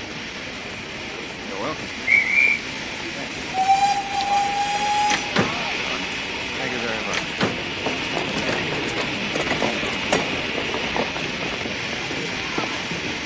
Thank you. Here, a guidebook for you. It's a present.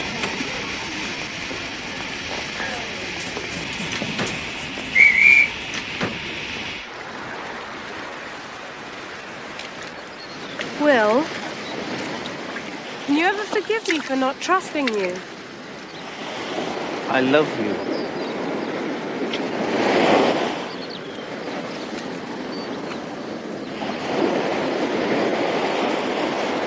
It's not a bad life here, you know.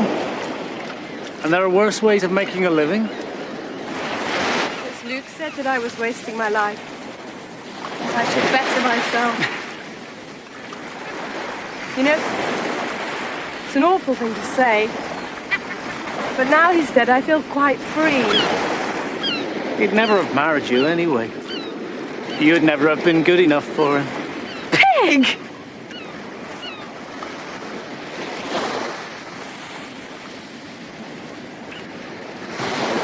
You sure you're good enough for me? Yes. Lobster catcher. Bet you can't catch me.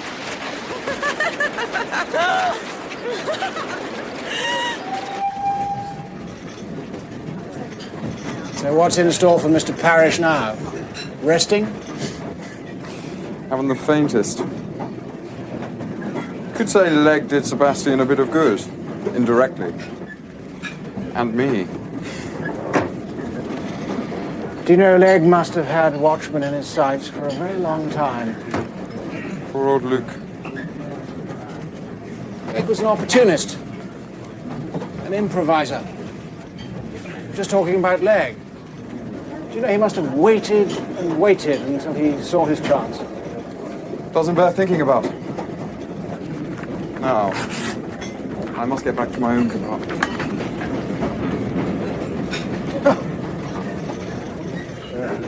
Give my regards to Miss Troy. Small world.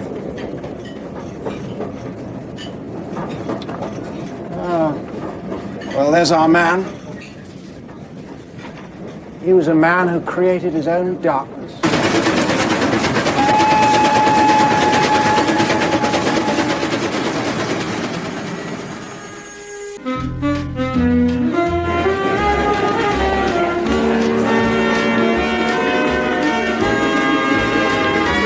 Baroness Dunmarling and family.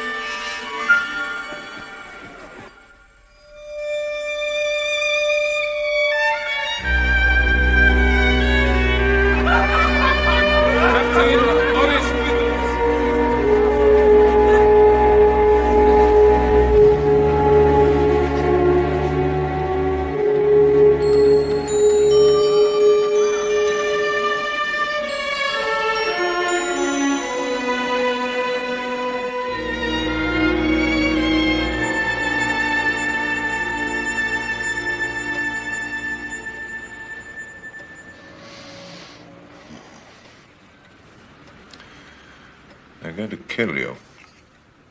Hmm? The cigars. And the port. If you won't listen to me as your doctor, Lord Robert, then listen to me as your friend. You've got a weak heart. You've got to start taking care of it. Avoid cigars like the plague. And stop drinking. And rest for 2 hours every day. Do you know, Sedan, I was going to take you to lunch.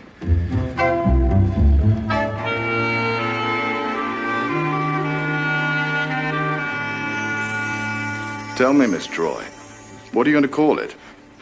The Rogues Gallery? You're not a rogue, are you, Captain Withers?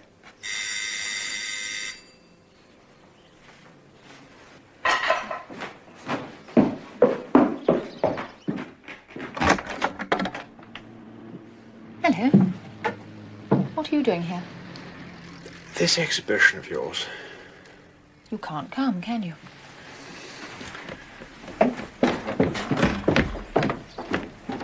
It's just that something's come rather tricky. I'm so sorry. Morris Withers, Roderick Alleyn, Roderick Alleyn, Morris Withers. How do you do? Not the famous Seamus Chief Inspector Alleyn. Hardly. The very one. I must go. I am sorry. Dinner?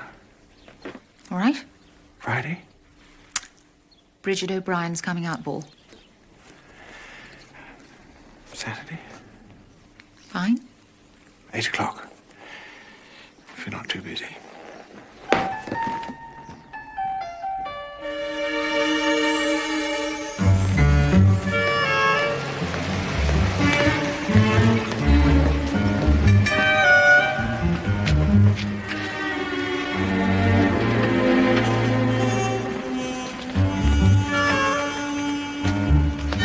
Can I help you, sir?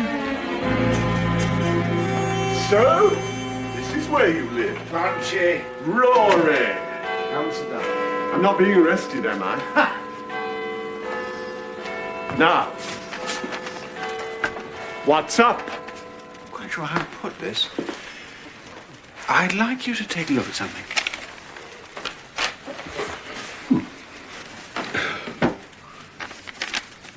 If you care to buy a letter written from the Bucks Club addressed to Darling Dodo and signed M, leave £500 in your purse behind the clock in the foyer of Comstock House the night of April the 19th before 10:30. Otherwise, this letter may be given to your husband. What a nasty piece of blackmail. But we were there. Yes. Do you know Dorothy Hawkett Hackett? The Hawkett Hackett. American actress. On to her third husband.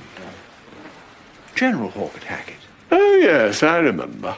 Well, she came to us a couple of weeks ago with that letter, claiming that a friend of hers had received it. Not one of her most convincing performances. I kept up a polite pretense. Anyway, we had a word with the caterer, Mr. Columbo Dimitri. We told him we'd been having some thefts at large parties, that we wanted to put a man in dressed as a waiter.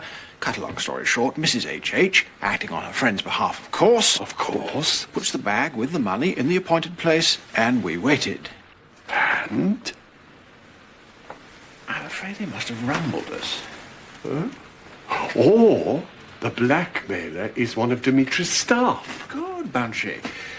Or Dimitri himself. At any rate, 2 days later, Mrs. Hawkett Hackett's friend receives this. Ah. Unable to collect payment last Thursday. Leave bag with same sum, table foot of stairs, entrance hall, Wiltshire Galleries. Before 5, Wednesday, April the 25th. Well? It's the opening of Troy's one-woman exhibition. Well, I can't turn up. Bunchy, I need a volunteer. Just to keep an eye on things. Preferably someone who looks not in the least like a policeman. Mm-hmm.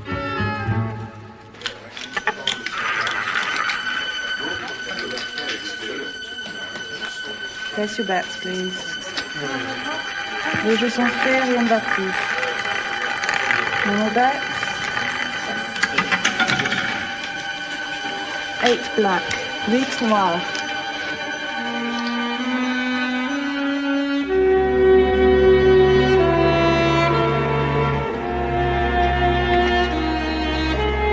Place your bets, please.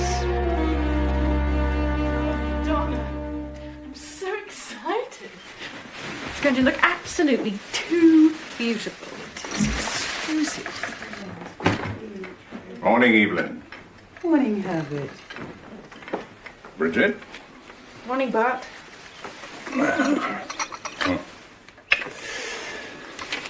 I understand from Mr. Dimitri that the cost of the ball will be £2,000.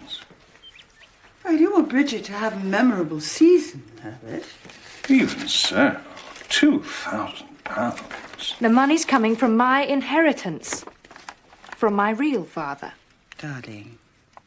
But I do think Paddy meant the money to be used for her coming out. No doubt. But champagne at the buffet? I don't see why it's necessary to have champagne.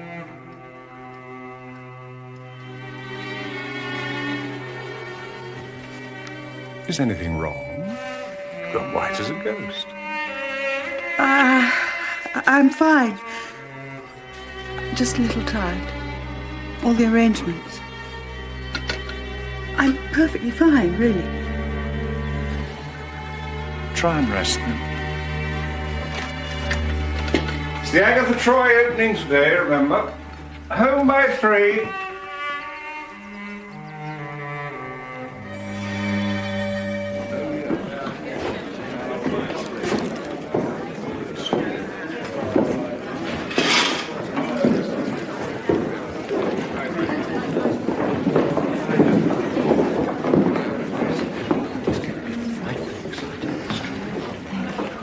Thank you very much.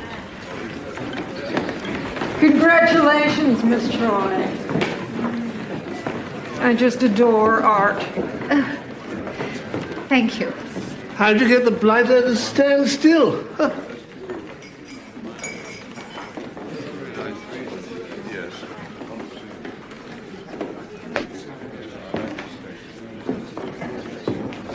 Come now, Lord Robert. 99% of these people are here to look at each other. Probably haven't even noticed the paintings, let alone the primitivist influence that's creeping into Miss Troy's work.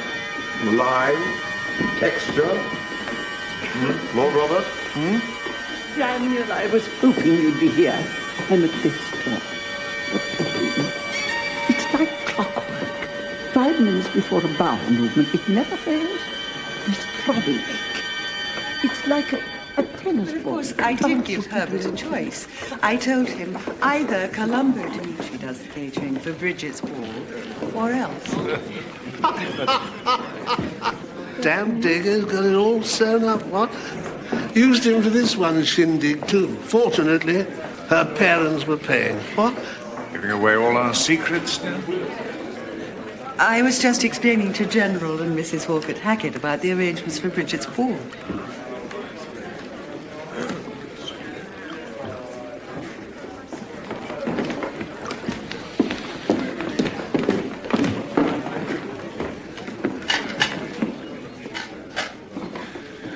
Excuse me. Mildred.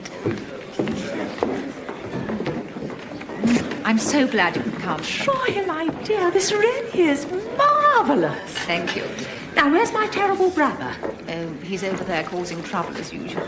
Well, I suppose it's better than all those dots and blobs. If by dots and blobs you are referring to Kandinsky, Mrs. Walcott Hackett, then I must take his shoe. Excuse me, Lord Robert. Of course.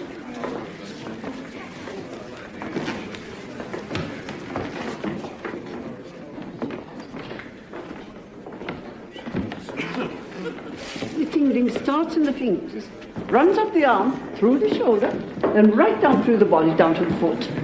I think it's some sort of creeping paralysis that will eventually and then, whoop.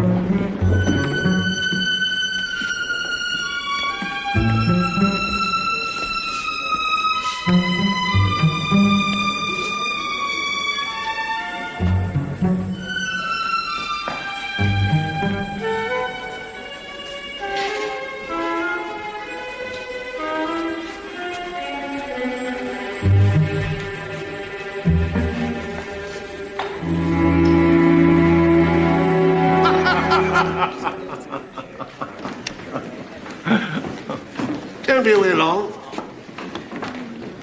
Wait. Oh, hello, Don. Have a scrum, what? Yes.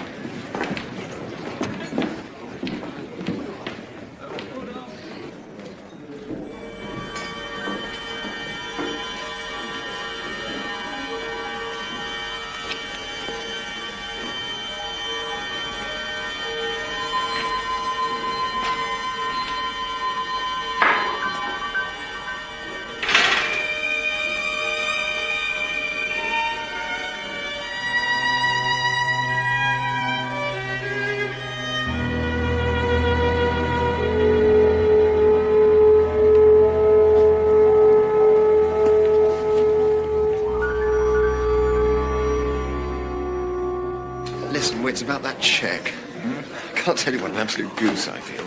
Yeah, not now, Don. Try and sort it out, though, will you? Absolutely. Counter note, wait. What do you say, Mumsy? Seen enough? Yes, I think so.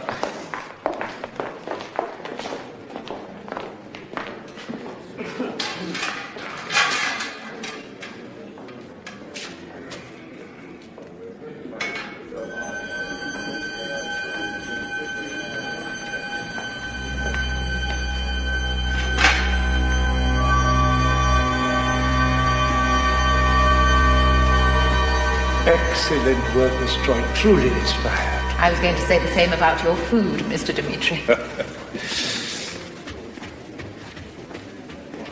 Bunchy. Hello, Troy. Bit of a scrimmage, isn't it? How do you know?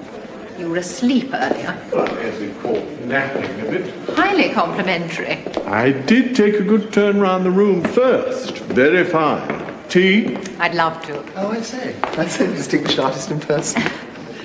Oh, have you met my scapegrace of a nephew, Donald Potter? Of course I have. I'm staying with Uncle Bunch for the season. Oh, how lovely. Bunch just suggested tea. Oh, splendid idea. Very good, Miss Troy. Oh, thank you.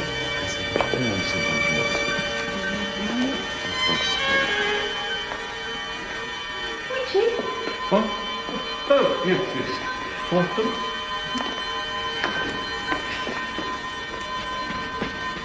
Good afternoon, Mrs. Halkett Hackett.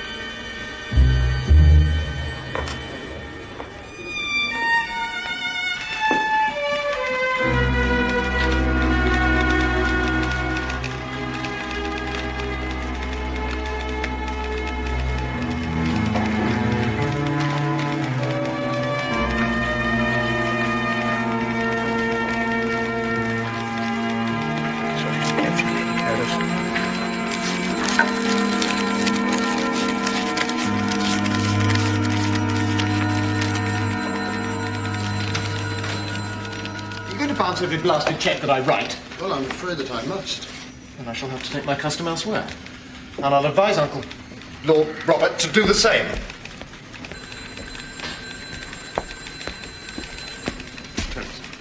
Lady Carados, hello. Hello. Excuse me. Of course. I won't go. Yes, you will. You're better away from London and from this fellow Withers. Now, I have never interfered with your friendships, Donald, but I must tell you the man is a bad one.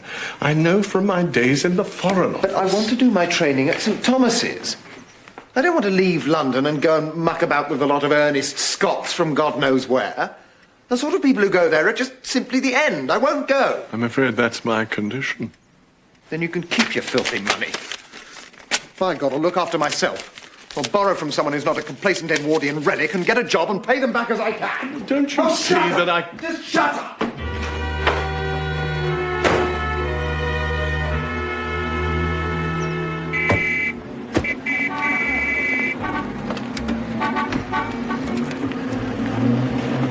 As soon as we get you home, brandy and oil of cloves. Best thing for a toothache.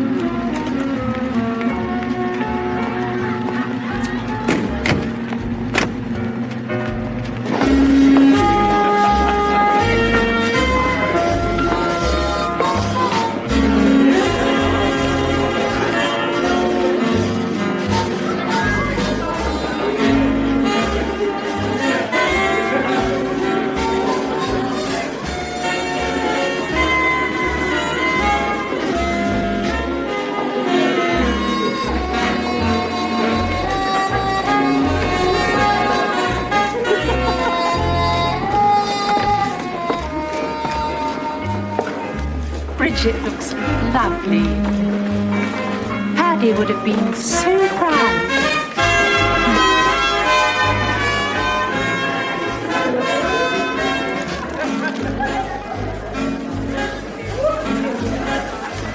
Gorgeous. Absolutely gorgeous. I haven't enjoyed anything so much for ages. I'm so glad, Mr. Ah, Mrs. Hawker Packett. The General has suggested that I see you home. How kind. Bunchy. There's Lady Lorimer. Lucy, how are you feeling? What? How are you? Hungry. Oh, sit down, you. Let's go and get a bite to eat. Well, I was... Come along. Hello, Bunchy. Hello. Troy. How are you? Roy. Hello, Evelyn. How are you? Lady Carolus, this is a marvellous party. Where's Rory? I thought he might have put in an appearance tonight. I don't know. Perhaps he's working late at the yard. No rest for the wicked. Isn't that so, Lady Carolus? Troy? Ah, Mrs. H.H. Any hope of a dance later? I don't think so.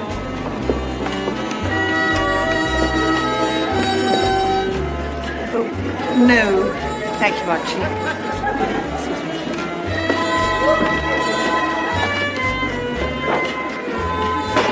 Sure. You know, Bunchy, after 18 years, I think she's still as much in love with Paddy O'Brien as she was the day he died.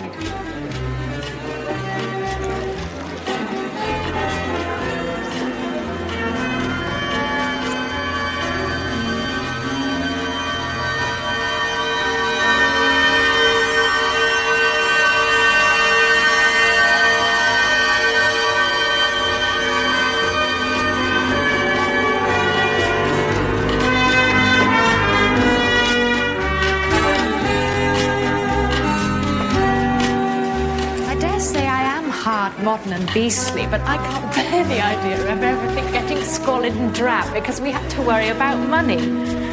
Horrid little flats, second-rate restaurants, whitewood furniture painted to look fresh and nice. I've seen those sorts of marriages, Don. But I'm going to earn money, Bridget. As a doctor. Actually, Wits reckons there's not much in medicine nowadays. Hello, Donna. Evening, Lady Carolus. Splendid party.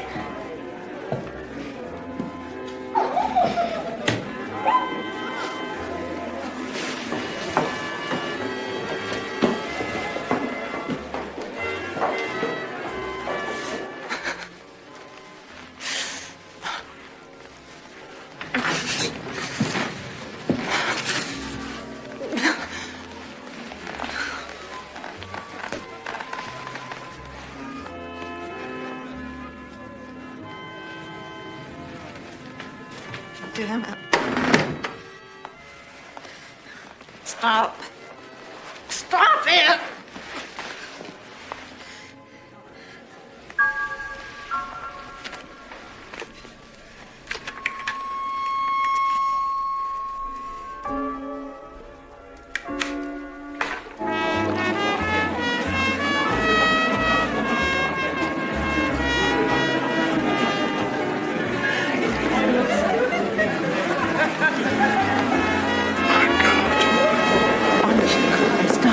I'm sorry, Troy.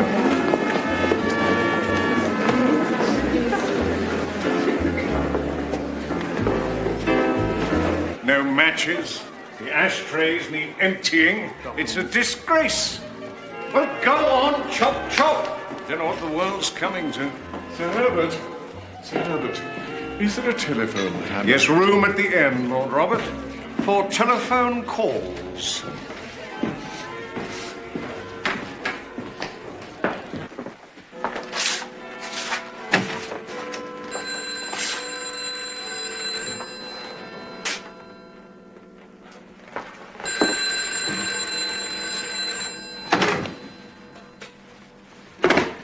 Chief Inspector Alleyn? Rory? Punchy? I'm at the Carados' show. I know who the blackmailer is. It's the Cakes and Ale fella, all right. I think he's at it here as well. I'll tell you what. I'll come round about 3:30, get out of this boiled shirt first, and pick up my notes from Wednesday. All right. I'll wait for you here. It's a nasty, bloody crime, Rory. He might as well mix his damn brews with poison. He's working with the... Oh, hello. I didn't hear you come in. Somebody with you, Punchy? I'm always losing the damn thing. Thank you so much, officer. I'll make sure there's a reward.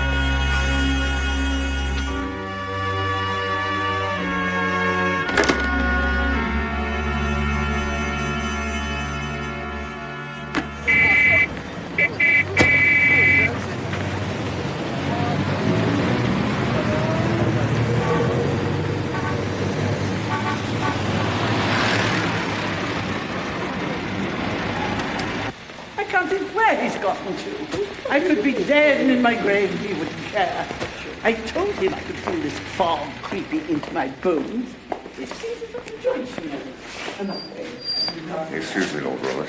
Ah, Sir Daniel, have you seen Mrs. Hawkett Hackett? I promised to take her home. No, I'm sorry, I haven't. Excuse me, my lord, I think Mrs. Hawkett Hackett has just left. She asked me if I'd seen you. Thank you. Good night, Lord Robert. Oh, good night, Sir Daniel, and good luck. Poor devil. Well, I better see if I can find her. Good night, my lord. Good night.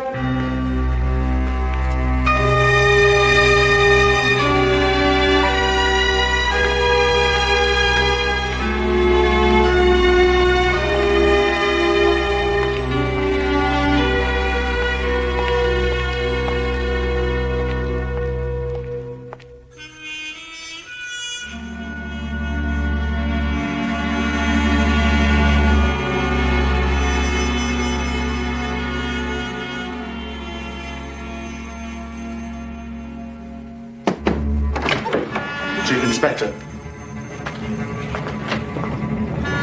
Sir.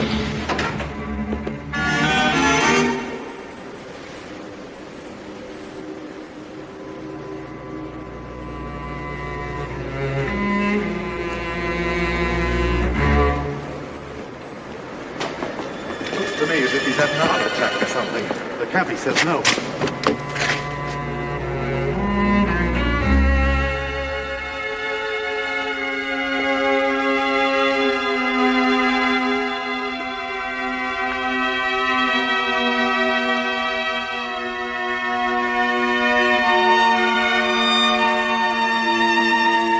Dead, isn't he? Murdered. Never paid his fare. I knew he was dead the minute I saw him. I was an ambulance driver during the war, so I see dead people. And that one is definitely dead. Oh, you have been wrong. I can see he's dead. Oh.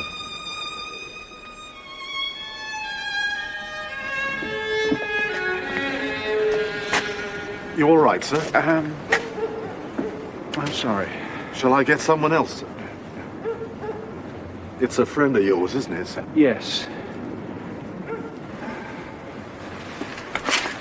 What makes you so certain he was murdered?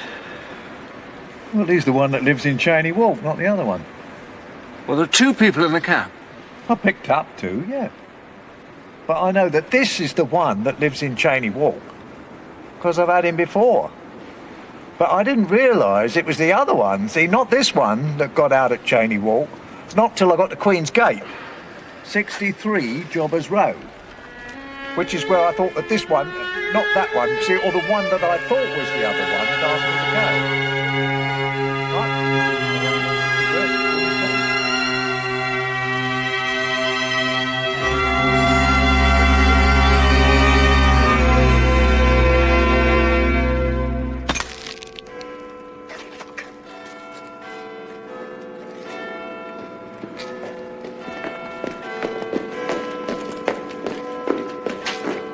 Taken a statement from the taxi driver. When you're finished here, get over to Marsden House. You have to find out who interrupted Lord Robert's phone call to me.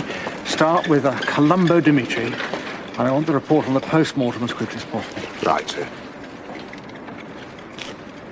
He's a dear, sweet man, Brad. He never harmed another human being. I want his killer. We'll find him, sir.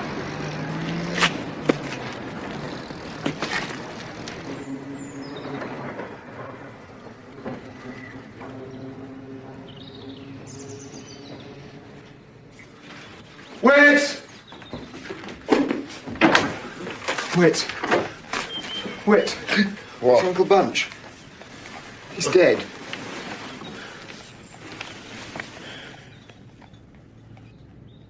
Who'd want to kill Uncle Bunch?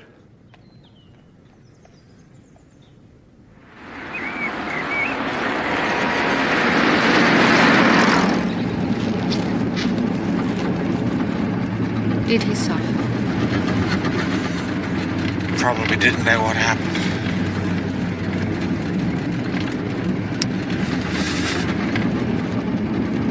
Thanks for coming. Poor Mildred. And Donald. Donald isn't living there. He and Bunchy had the most dreadful row. What about? He's run into debt again. Gambling. Do you know where he's living?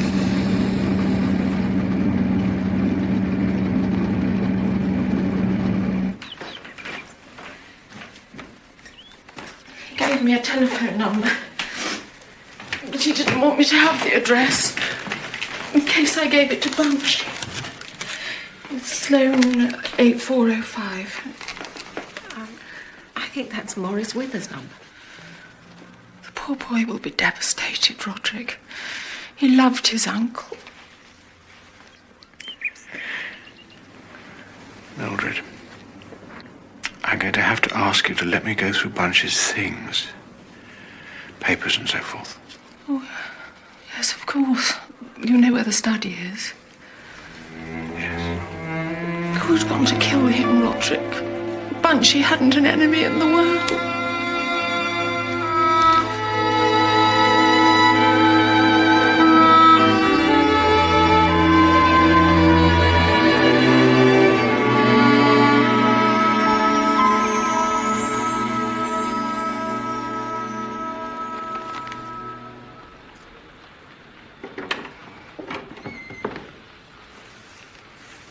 I thought Bunchy Gospel was seeing you home. We must have missed each other. So you came home alone? Of course.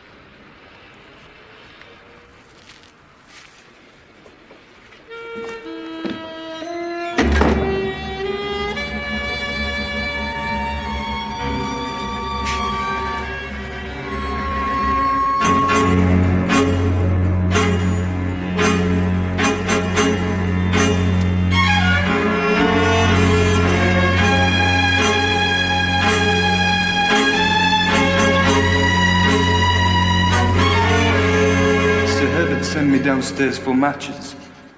I passed Lord Robert on my way. Inspector Fox. Telephone, sir. Righto, Bailey.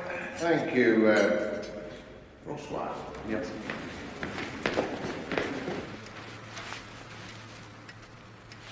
Fox here. Bruh, what have you got for me?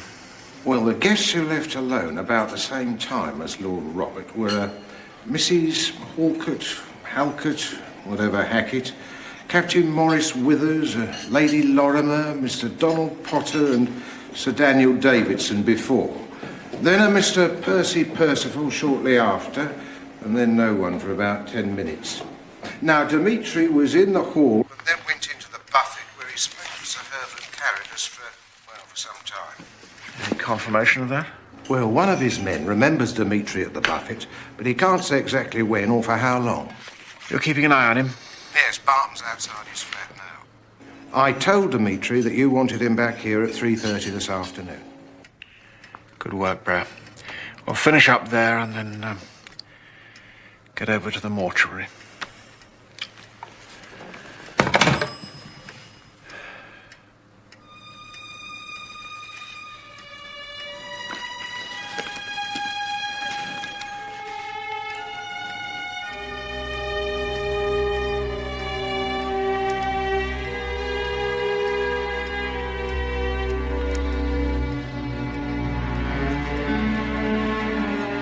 Troy's exhibition, I saw Dimitri take Mrs. H.H.'s handbag.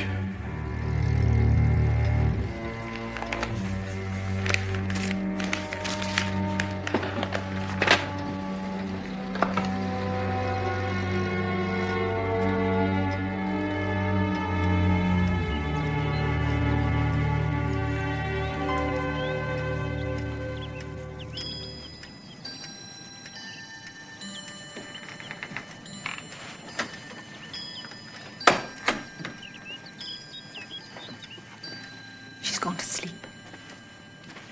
I've made you a cup of tea. I wish you'd drink it. Last night when you were with Bunchy, did you notice anything out of the ordinary? Anything at all?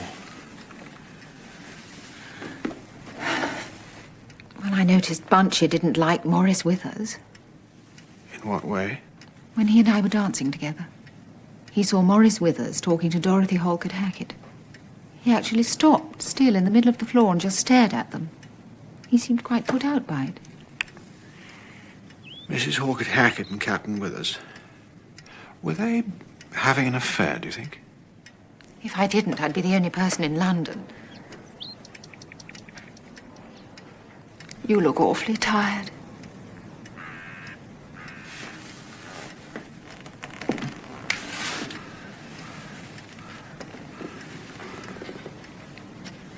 What's your relationship with Captain Withers? I beg your pardon? There's nothing between you, is there? I mean, you would tell me everything. I'm sorry, I have to ask. No, Chief Inspector. Nothing between us. I've been commissioned to paint his portrait, and that is precisely what I'm doing.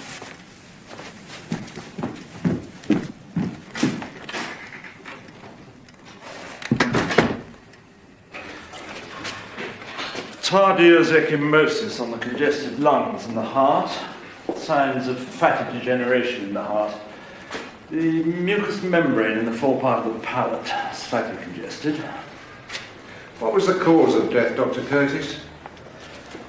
It was rendered unconscious by an extremely accurate blow to the temple. And something about as sharp as the back of a thick knife blade, I'd say. Then he was suffocated. Any idea what with? I found a bit of black wool under his tongue.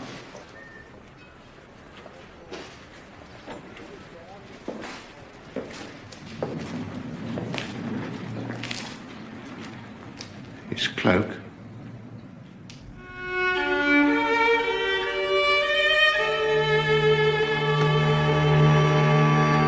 I told your man who came here earlier. I haven't the foggiest idea where Don is. I asked him to make me a cup of coffee and never saw him again.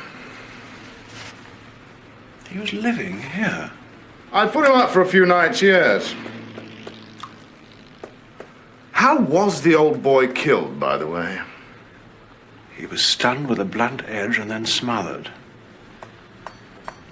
Captain Withers?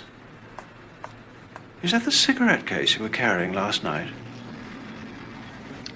It is. May I see it, please?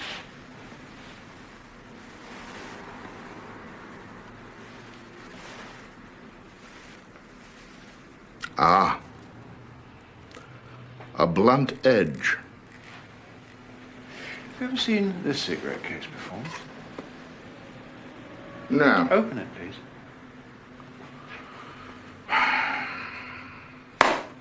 No.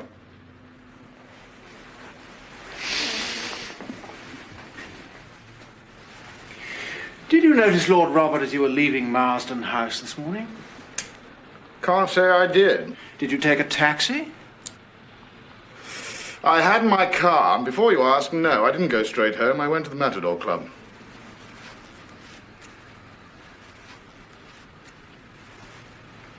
Alone? So, you've no witness as to your driving from Marsden House to the Matador Club? No.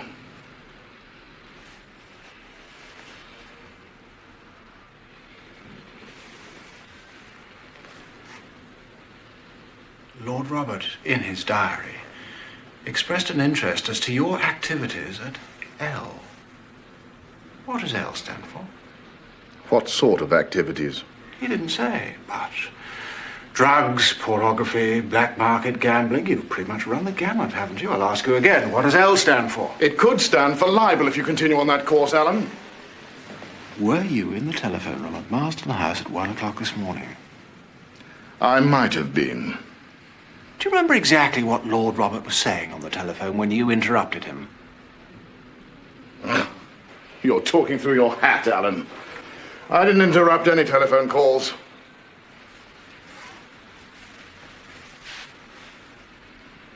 Taylor's medical jurisprudence? Yes, that's Don's. Ah, yes, of course. Do you mind if I borrow it? There might be something useful about asphyxia. See here, Alan. If you think I had anything to do with the death of that fat buffoon, you're wasting your time.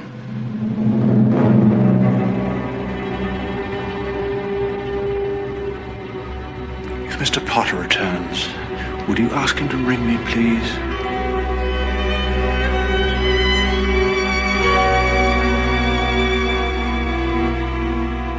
Nasty piece of work, that one is. And what's more, he's got a motive. Are we sure about the motive?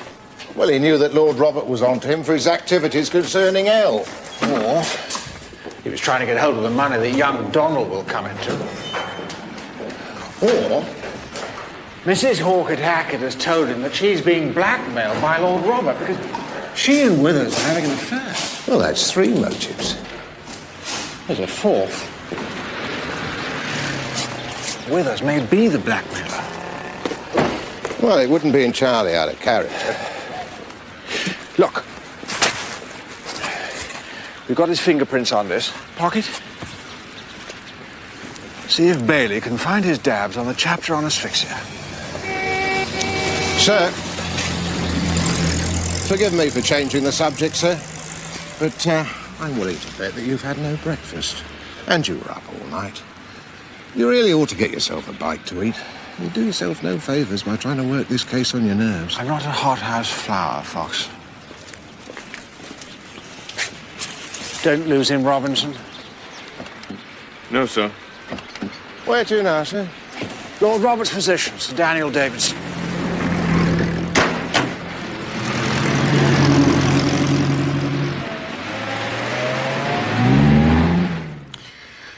I examined Lord Robert only a few days ago. He had a heart condition, but I certainly wouldn't have expected an unprovoked heart attack. So the newspapers are right. It was homicide. Murder, yes. He was smothered.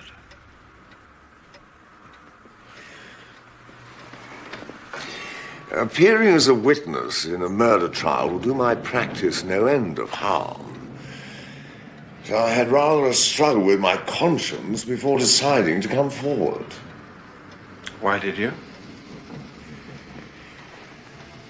I find myself in the unenviable position of being one of the last people to see Lord Robert alive. This was in the hall just before you left? Yes. He asked me if I'd seen Mrs. Hawkett Hackett. I was about to tell him that I hadn't when the catering man... Colombo Dimitri? Yes. He called to Lord Robert from the stairs, told him that Mrs. Hawkett Hackett had just left. I said goodnight and went out through the door.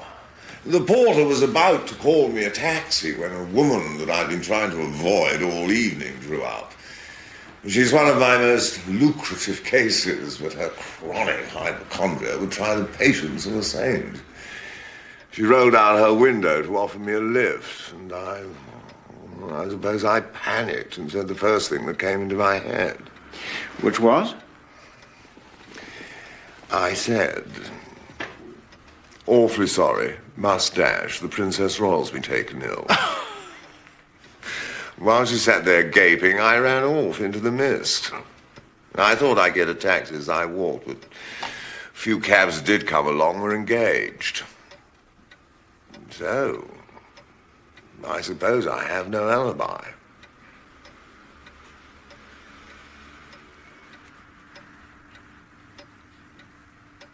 This really is a wonderful collection. I've always been fascinated by the Renaissance. Oh, you'll appreciate the horror of something I saw last night then in Marsden House. What was that? A Cellini medallion. Cellini. Cemented onto a silver cigarette case and surrounded with brilliants. Hideous. Poor Benvenuto must be turning in his grave. I couldn't understand how a person with enough taste to choose the other pieces on the table could allow Where such did you see this cigarette case? On a pie crust table. In the telephone room. Telephone room? What time was that, do you remember? 11:30. I had an urgent case that day, and the assistant surgeon rang me to report. You can confirm the time with him. Good. You didn't go there later, at about 1 o'clock in the morning? No. What sort of cigarette case did you carry last night?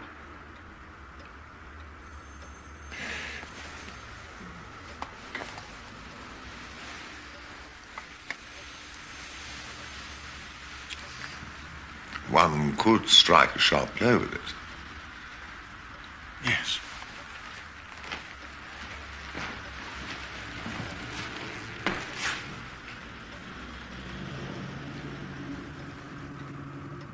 But no. There are traces of plate powder in the tooling, and there was none present on the bruise. Well, that's a relief. Oh, no, now, Sir Daniel, they mustn't get investigation nerves. Ah, is that what it is? Been a great help. If you don't mind my saying, Chief Inspector, you appear to be under some strain yourself. Might I give you some advice? Here we are, sir. Just what the doctor ordered. Bailey says there were plenty of prints in the telephone room, but nothing conclusive. Our lot have gone through the list of guests and the servants, but no one will admit to having overheard Lord Robert. Mr. Alleyn? Do you know, Bray, if I hadn't asked Bunchy to help, he'd still be alive. If you don't mind my saying so, sir, I don't think that's the sort of remark to get you or anyone else much further. Lord Robert wouldn't have thanked you for it, and that's a fact. All right, Bray. I'll pipe down.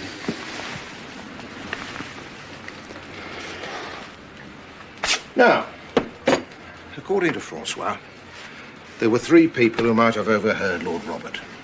Captain Withers, Sir Herbert Carradus, and Donald Potter. And there's still no news of young Mr. Potter. Well, yes, but anybody could have come upstairs, heard Bunchy, and then gone down again while Francois was getting matches for Sir Herbert. There you are. I told you you needed a sandwich.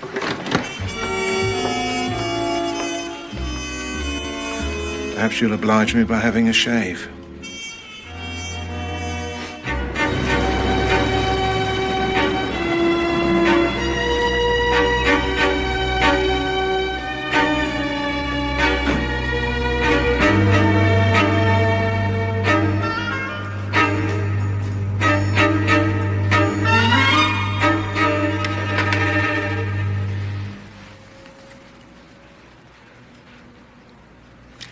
sat facing this way, so he wouldn't have seen the murderer come in.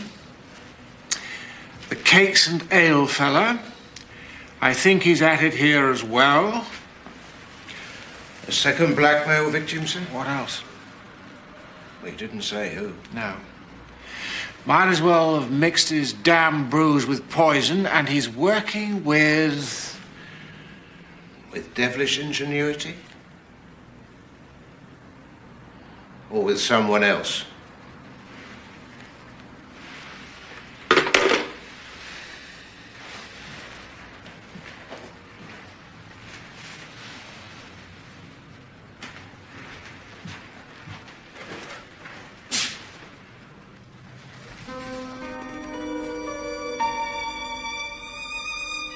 Check with what's his name?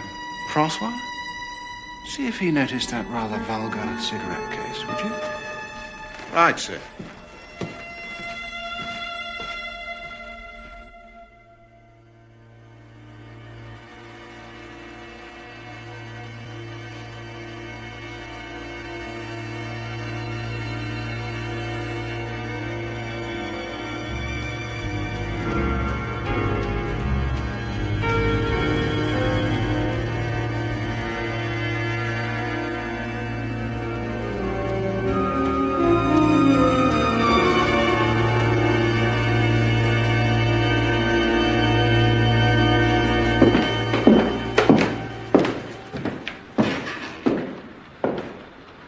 Francois knows nothing of any stray cigarette case.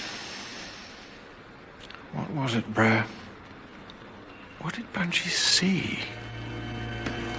Turned his mind from champagne and dancing to blackmail.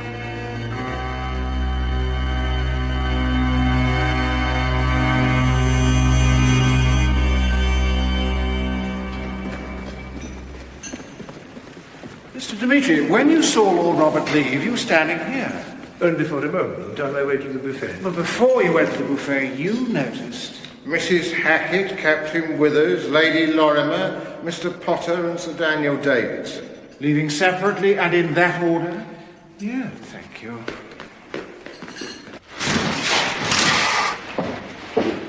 And how long were you here, speaking to Sir Herbert? Not long. I was hungry, so I had the servants bring me a little light supper. Here? In the butler's pantry. One more room, please, Mr. Dimitri. Mr. Dimitri, did you visit this room shortly before 1 o'clock this morning? I make it my business to inspect all the rooms. Continue. This would have been at the precise moment when Lord Robert was speaking on the telephone. I saw Lord Robert in the lower hall at about 3:30 asking for Mrs. Hawkett Hackett. The only other time was in the ballroom, when I returned Lady Carados. Lady Carados's bag? It's incredible how careless many of these ladies are with their possessions. Really? And would that have been shortly before 1 o'clock? I suppose so, yes. On the evening of the 25th, during Agatha Troy's exhibition, did you also return a bag to Mrs. Hawkett Hackett?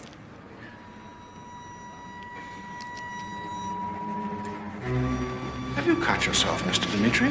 It's nothing. I'm not feeling very well. Perhaps you'll excuse me. Oh, when you've answered my questions. We were speaking of Lady Carados's bag. No, we're speaking now of Mrs. Hawkett Hackett's bag, which you took from a table in the Wiltshire Gallery. I refuse to prolong this interview. I'll answer no more questions without the advice of my solicitor. As you wish. You'll need more than advice, Mr. Dimitri.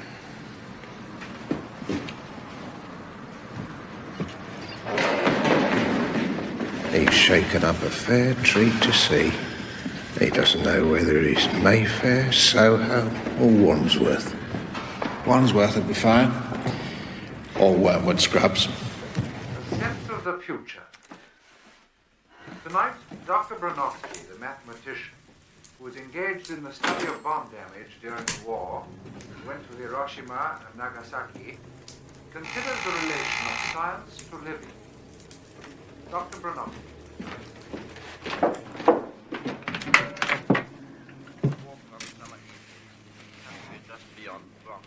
I'm sorry.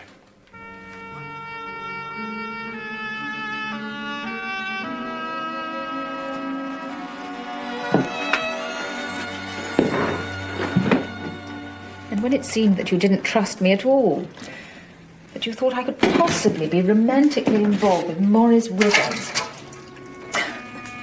It's ridiculous. When I'm with you, I find myself saying things I don't mean. And I try to compensate, and it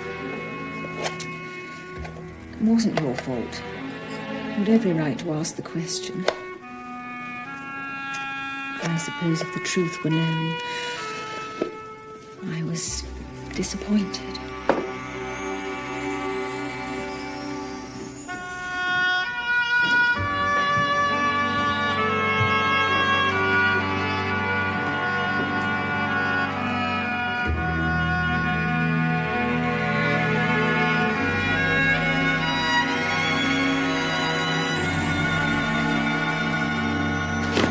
I'm not what I did, as you know.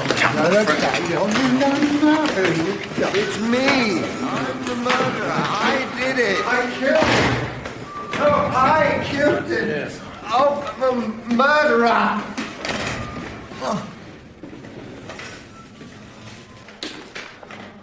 I killed Uncle Punch. I'm a murderer. Killed him.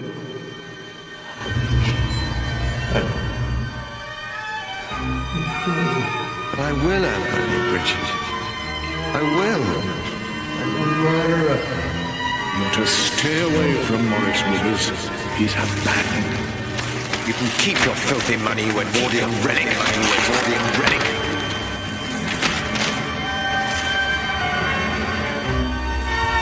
I know who the blackmailer is. I noticed Bunchy didn't like me. I noticed Bunchy didn't like me. He's a fat buffoon. He's a fat buffoon. A silver cigarette case medallion. That's it. Who want to kill Uncle Bunchy? You're to stay away from Maurice Withers. He's a bad want to kill Uncle Bunchy? I know who the blackmailer is. It's the cakes and ale fella. At the Wiltshire Galleries, saw the caterer take Mrs. H.H.'s handbag. A silver cigarette case. I was the last person to see Lord Robert alive. A silver cigarette case. One could strike a sharp blow with it. Oh, thank you.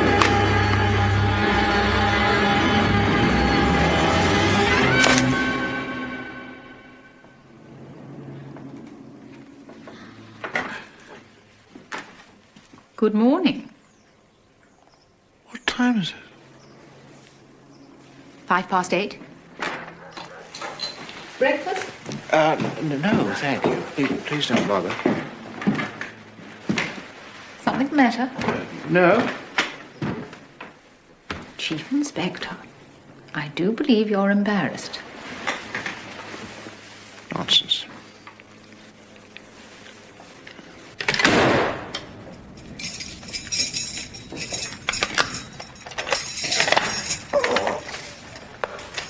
Morning, Mr. Potter. I'd like to ask you some questions concerning the death of your uncle, Lord Robert Gospel. Where are my shoelaces?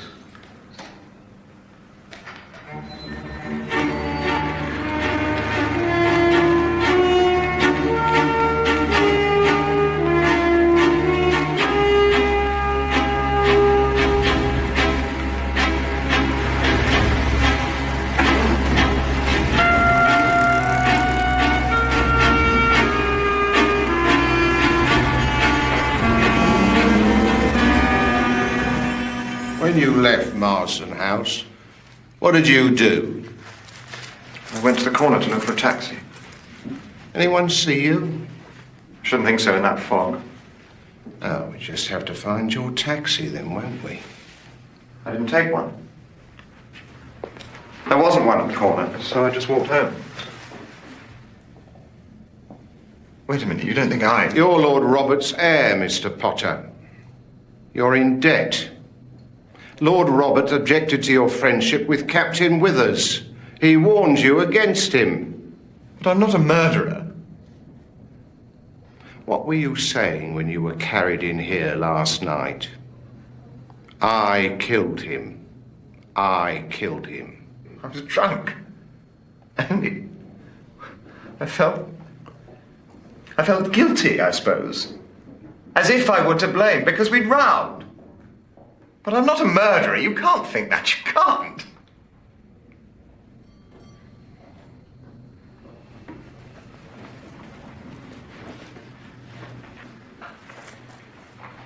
You lost something, Mr. Potter.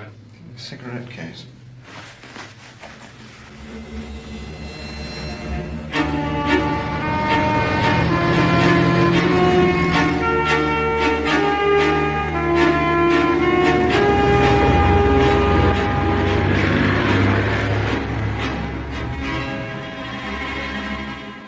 Church, King. So St. Paul is the church of the City of London. Hello? Yes, he is.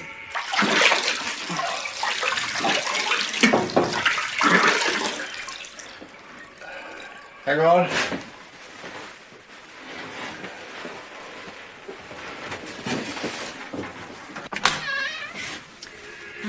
I have Inspector Fox on the telephone for you. I left this number with the yard. I hope you don't mind. No, not at all.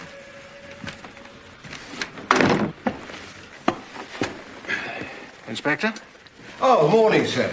I tried ringing your flat, but there was no reply. Is that Miss Troy answering the phone? Yes, it was. Did you have something for me, Inspector? Oh, yes, sir.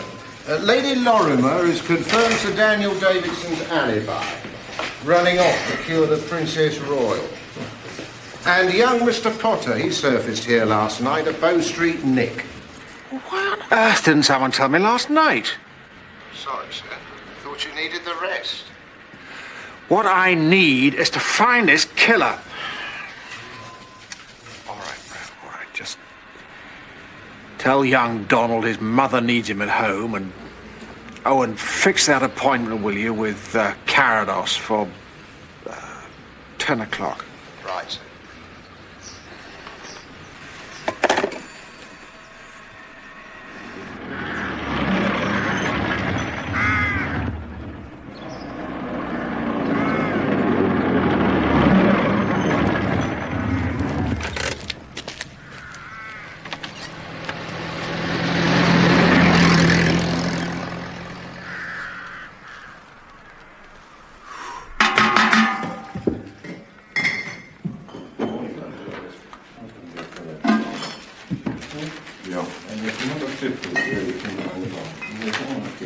I've got a few outstanding debts here, aren't you? Checking it. Okay, then.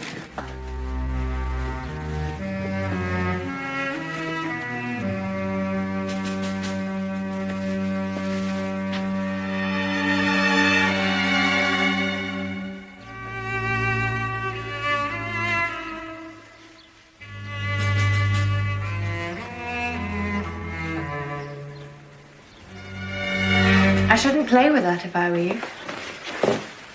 I did once, and beastly Bart nearly broke my arm. Beastly Bart? My stepfather, Sir Herbert. I think he would have broken my arm if the doctor hadn't heard me screaming and come running. You must be Bridget. He's forbidden me from seeing Donald, you know. That's pretty beastly, don't you think? He might have had his reasons. I think he thinks Donald killed his uncle, which is too ridiculous. You're the police, aren't you? Yes, we are. Are all detectives as handsome as you? I knew your father. Sir Herbert will see you now, sir. What I can't get over is the thought that my hospitality was so cruelly abused. Now, what was I saying? You stayed in the buffet for some time, smoked a cigar, had a peg of brandy, chin-wagged with that fellow Dimitri, Then went home. With Lady Carados and Miss O'Brien? No, I packed them off earlier. My wife was absolutely fagged out. Chauffeur came back for me later. Dare say you'd like to speak to him? Oh, I think we can take that as read, sir. I would like to speak to Lady Carados, if you can. No, I can't allow that. She's sleeping. She's taken this whole business damn hard. Even if I did disturb her, I'm quite certain she'd refuse. Yes? Her ladyship, sir, wishes me to say that if Mr. Alleyn has a few minutes to spare, she would be very pleased to see him.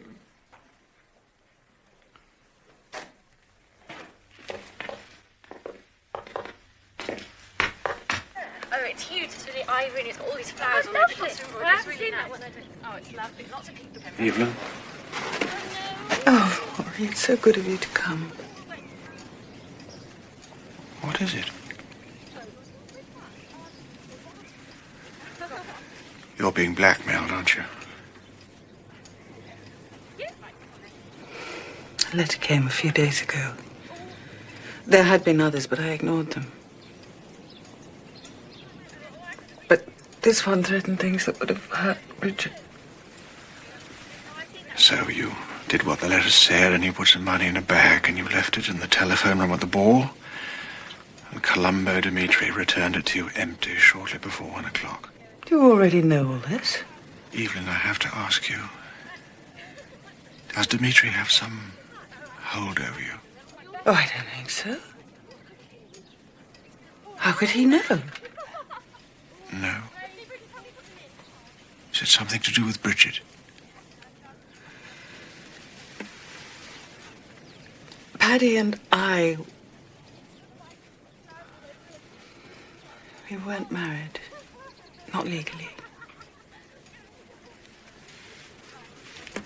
Or at least I should say that we were married, but illegally. He'd left a wife in Australia, in an institution. She was beyond hope, the doctor said. She didn't even recognize him. She'd become hopelessly insane only 6 weeks after they were married. Paddy hadn't told anybody about the marriage. Oh, I'm sorry to bother you, Sir Herbert. May I use your telephone? Oh, yes, of course.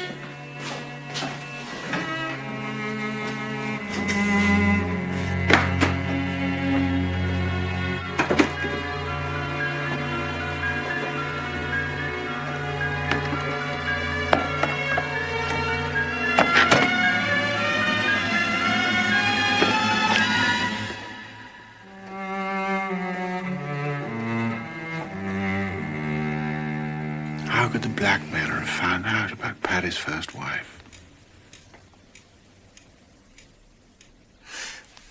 Well, 5 months after we were married, I'd already started Bridget.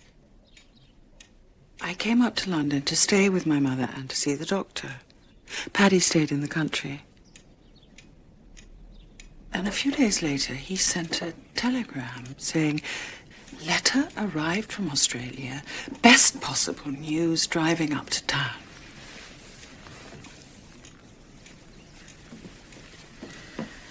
On the way, his car hit a bridge in a village called Ripplecote. He was taken to the vicarage and then to the hospital. He died without ever recovering consciousness. And the best possible news? It had to be that his wife had died. But I couldn't find any letter amongst his things. I never did find it. I wrote to the hospital. Endless inquiries were made. Eventually, I assumed that any letter was lost, and with it my secret. Till now. You understand, Rory? I'd do anything to keep this from Bridget.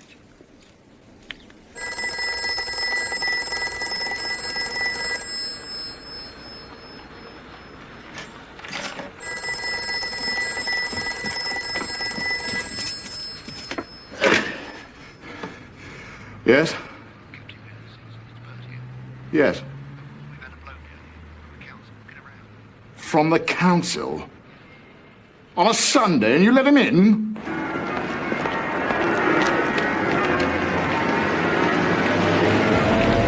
Oh, we've had a call from Robinson, sir. He's followed Maurice Withers to a house in the country, near Leatherhead. How? There are roulette wheels and a storeroom full of unbonded spirits on the ground floor. And upstairs, well, there are more bedrooms than might be required by the average family. Casino and a brothel. Whatever tickles your fancy, sir.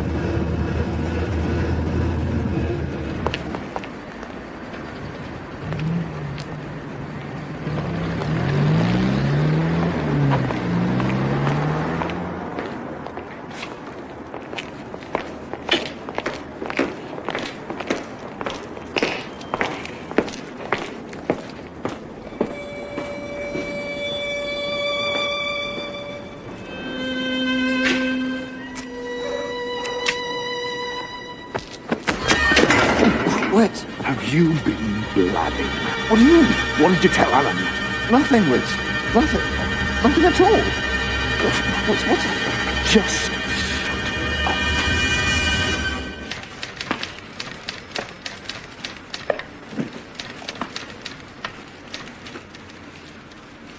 I don't see how the two could possibly be connected, my friend. Mrs. Hawkett-Hackett, I think we should drop your imaginary friend, don't you? We have already spoken to Captain Withers. Has he confessed? To what? Nothing. I mean, nothing to do with this. Nothing that matters to anyone but me and my friend.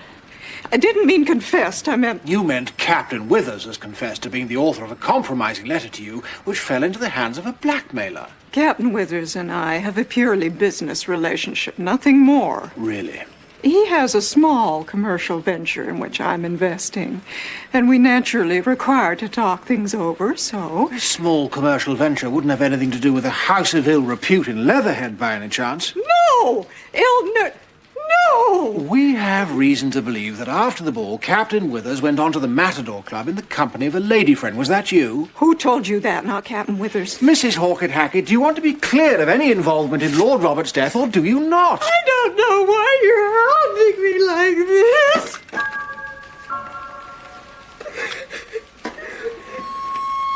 Sir?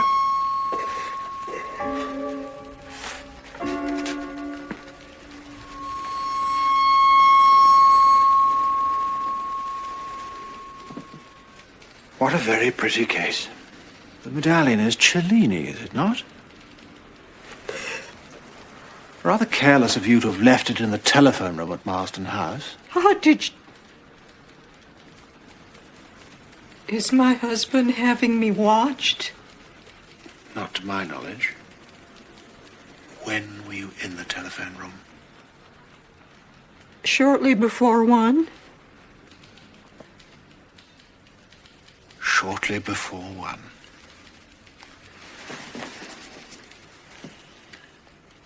To darling Dodo from her mugwump. May I hang on to this? Go right ahead. Thank you.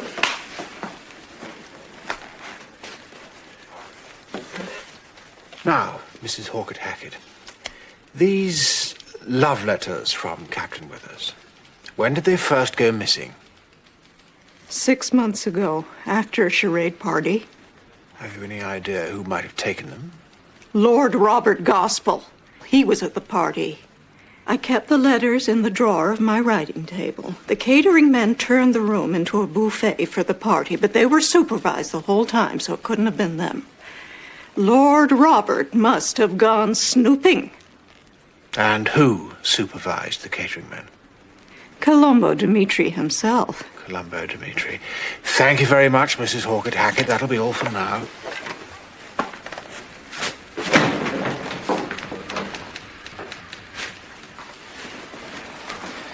Mrs. Hackett.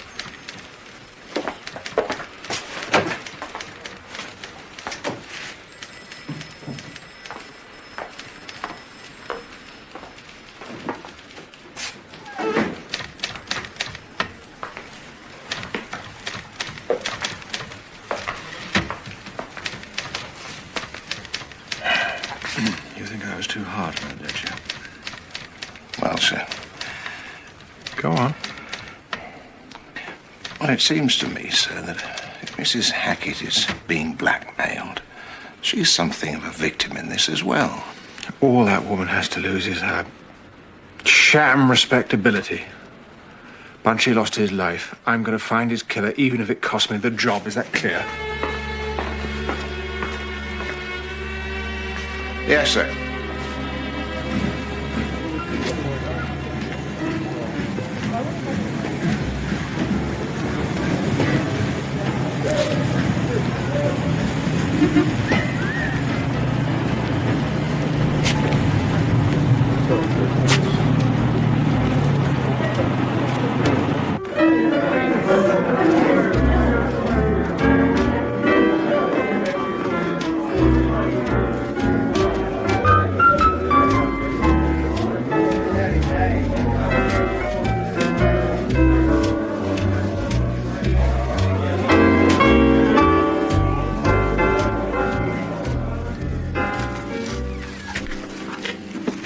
Here we are. No, there doesn't seem to be anything here, Chief Look Inspector. again, Mr. Cuthbert, or you'll close. Oh, well, there was a party from the Marsden House ball about 4:45. And there was a bit of a lull, one or two others. M. Withers and guest. There we are, about 4:20. Blonde, mutton dressed as lamb. American accent. Thank you, Mr. Cuthbert. Always delighted to help the police, Chief Inspector.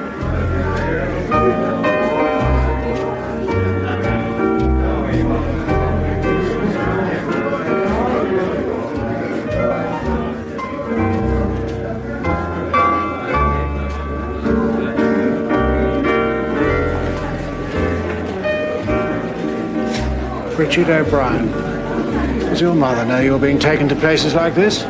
Mr. Alleyn, Donald and I were just discussing coming to see you. Really? We know who killed Uncle Bunch.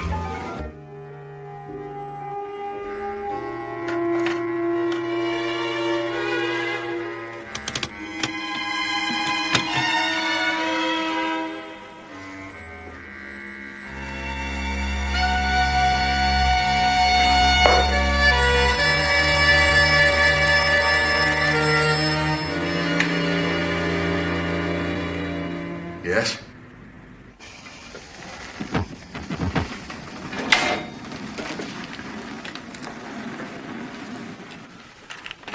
Now, what makes you so certain it was Captain Withers? Well, I saw him this morning. He was in a rage. He thought I'd lost my nerve yesterday and gone straight to the police to tell them. About Leatherhead? Yes. He told Donald if he didn't want his throat cut, he should keep quiet. And if the police asked me, I was to say that when Witz left Marsden House, he went to his car and drove straight to the Matador Club. I was to swear I'd seen him. And had you? No, I left after him. Why would he have killed your uncle, do you think? He probably thought he had enough power over me to get control of my inheritance. And would he have succeeded? No. For you, Bridget. Chief Inspector Alleyn? Yes, put her through. Evelyn! No, she's fine. She's here. Where's Donald? Is he with you? Yes, he's here too. I'll be right over. Yes, do. I'll see you then. Is she coming over? Yes. Golly.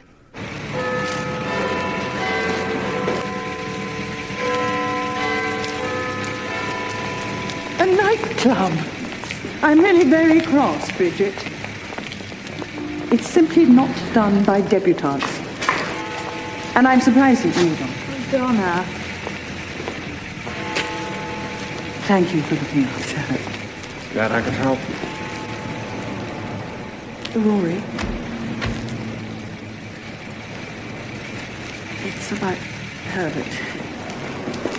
After you left, he asked me such odd questions about Bunchy. never seen him in such a state, so tormented. I was terrified. He's always been a bitter man, but I know, like everyone else, you're probably wondering why I ever married him. It was a mistake, I can see that now. But 2 years after Paddy died,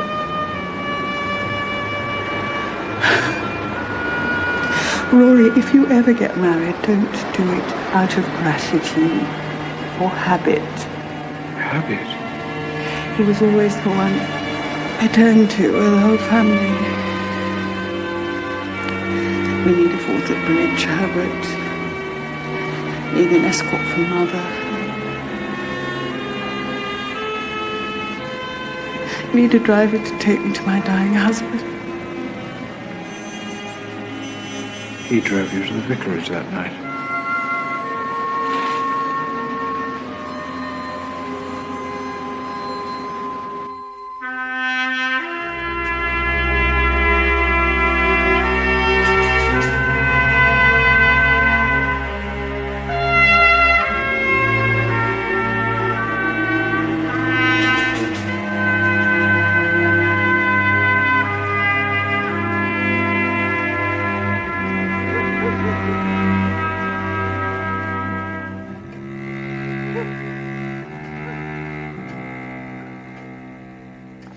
Yes.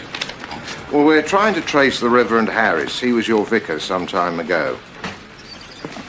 Yes, I know that 18 years is a long time. Well, have you any idea where he might have moved to after leaving Ripplecote? We'd be very grateful if you could try.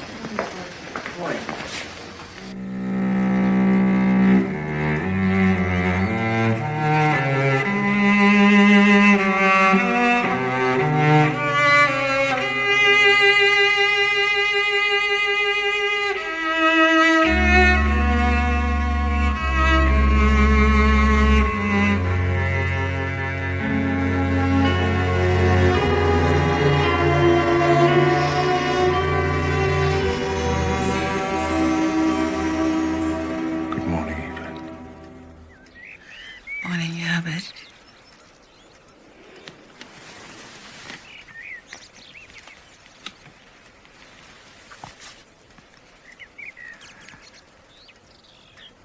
Why don't we get away from all this? Away? You and me. Try to...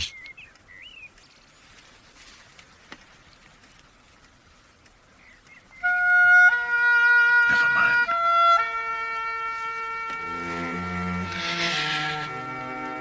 It isn't where we are, is it?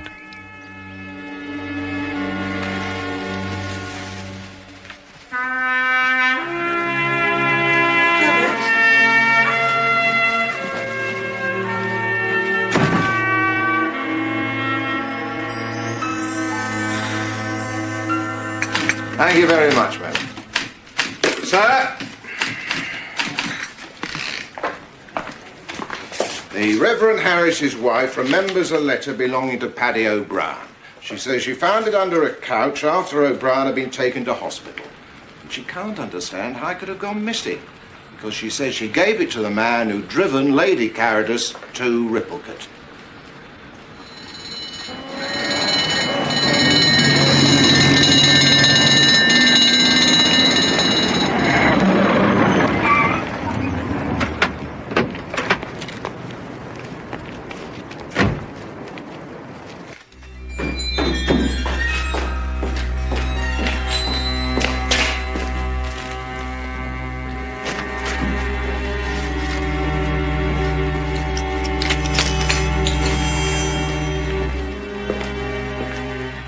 Harcourt, the butler, found him.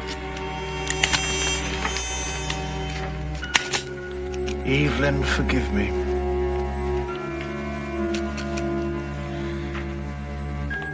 Do you think he was capable of blackmailing his own wife?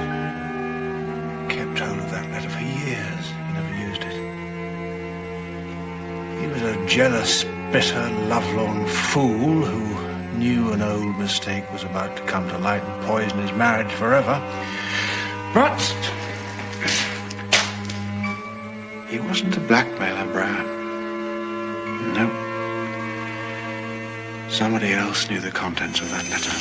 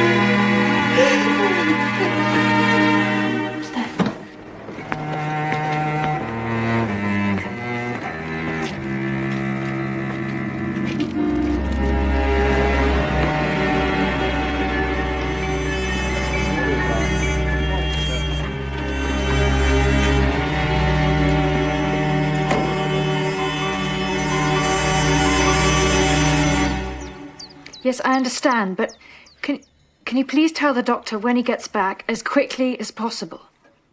She's in a terrible state. Thank you. Good. Now, Bridget, take a look at this. The day your stepfather twisted your arm for playing with his desk. How long ago was that? About a year ago? And since that time, has anybody outside the household been alone in this room? No. What about the caterer, Columbo Dimitri? Yes. He interviewed us in here about the arrangements for my dance. We were going off to Newbury that day, so he had to come in first thing in the morning. Good. Thank you, Bridget. Sir, Dimitri bought a Times this morning.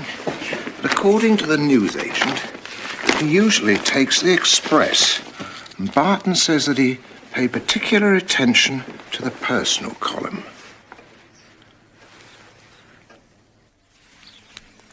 You seem extraordinarily tense today, Captain Withers. Do I? You do.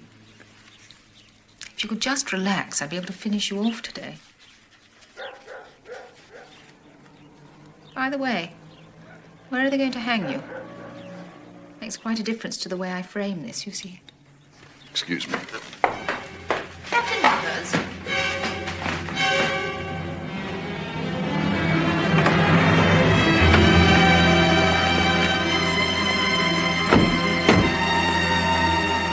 This way, sir.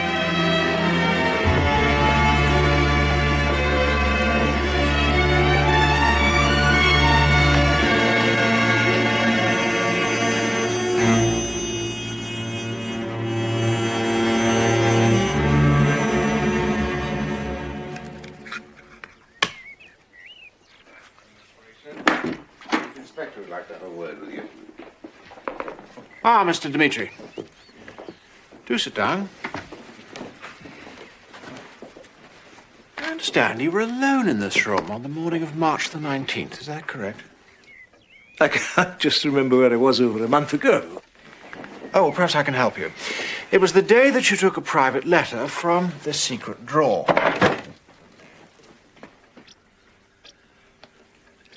You calling me thief? Oh, much worse than that, Mr. Dimitri. I'm advising Lady Carados to charge you with blackmail. Then I shall sue her for libel. Perhaps I should explain.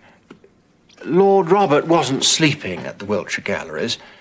He was watching you collect the money. He was also watching you at the Marston House ball when he returned Lady Carrodus's empty bag to her shortly before 1 o'clock. Lord Robert, I cannot be accused by the dead. Well, that's very true.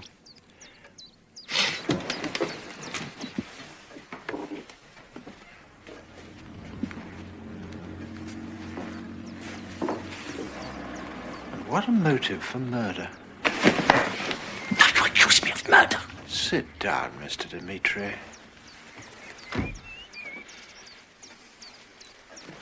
Have you seen this cigarette case before? No, never. Open it, please.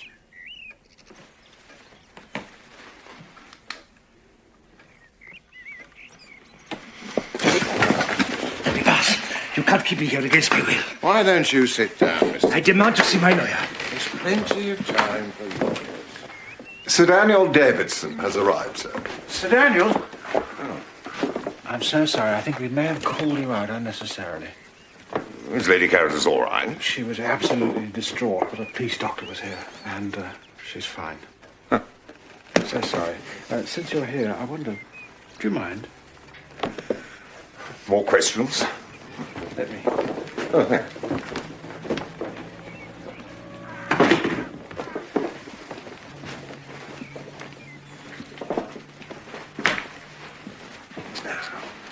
I understand you were witness to a scene which took place in this room about a year ago.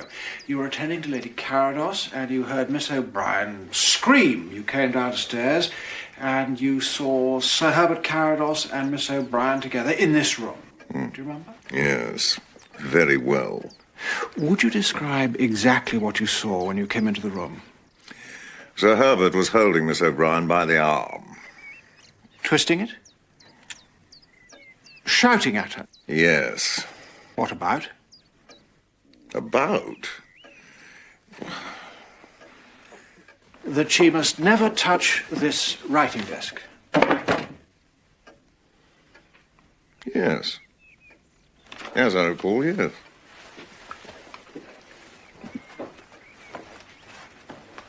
This is familiar to you, I think. That's the cigarette case I was telling you about. It's part of the collection of Marston House.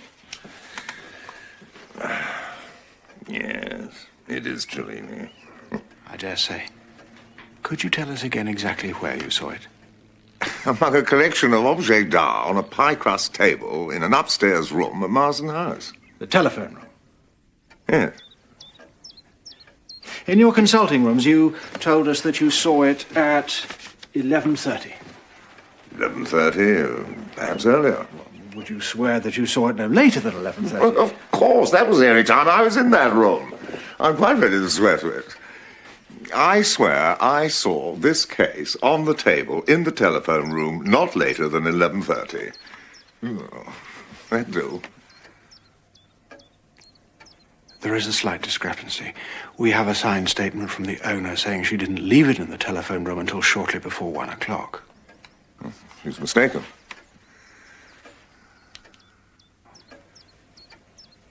Would you open it, please?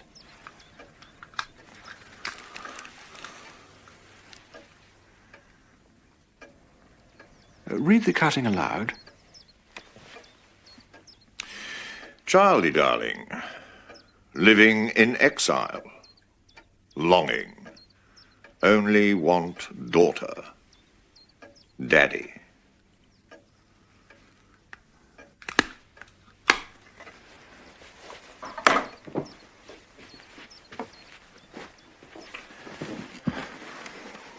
What does it mean? It's a message. From one blackmailer to another. Simple code, using initial letters.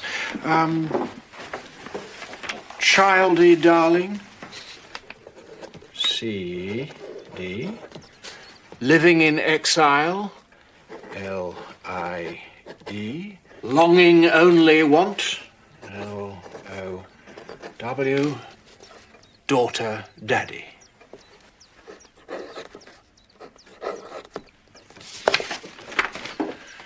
C.D. lie low, D.D. To Columbo Dimitri from D.D. Daniel Davidson. Donald Duck. You killed a friend of mine. For nothing. We had no idea of your involvement. No idea you were abusing a position of trust to spy out information on your patients for Dimitri to steal. No doubt your blackmail would have continued if it had not been for Lord Robert Gospel.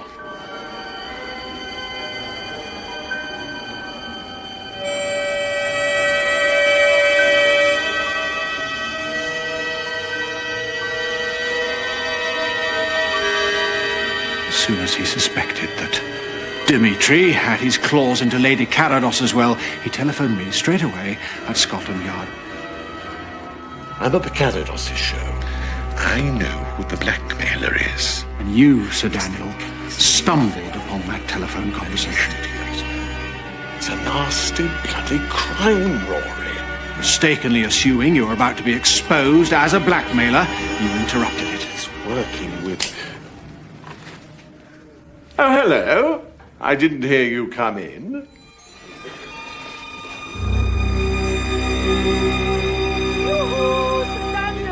Oh, 2 hours later, you made your excuses to Lady Lorimer and you disappeared into the fog. Can I give you a lift? Mustache, Princess Royal's been taken ill. Drive on, Charles.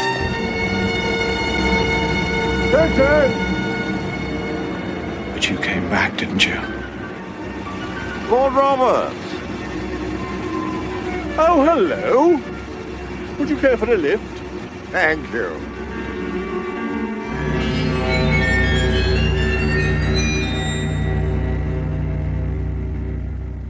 And you knew exactly what to do, didn't you, Doctor? Just how to render him unconscious. Just how to smother him with his own cloak. Steady on, sir. It's not worth the candle. What a marvellous flight of fancy, Chief Inspector. A trifle over-embellished with sentimentality. But how are you going to prove that it's all anything other than conjecture?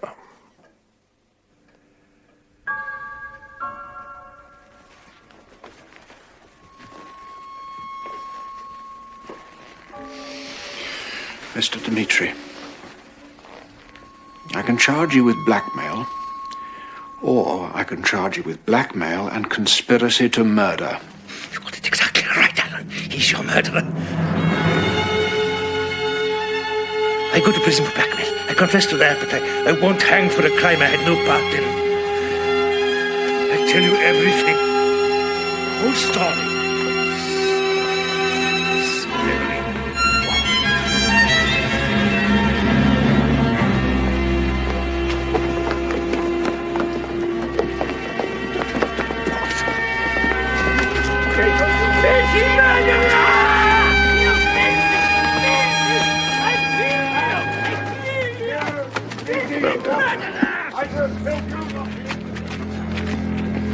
Easy murderer!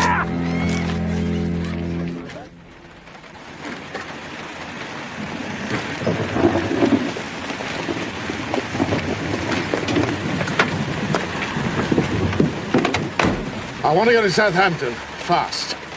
Captain Morris Withers, alias Michael Weber, alias Mugwump. Scotland Yard, sir. I'd like a few questions with you. What a house you own. In Leatherhead.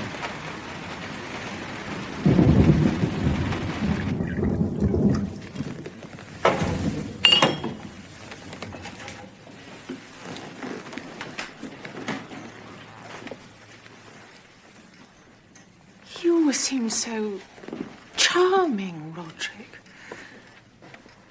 It's a terrible thing to say, but he did wonders for my indigestion. Are you sure it was Sir Daniel? I'm afraid so. Though how he moved from such care to such ruthlessness is beyond me.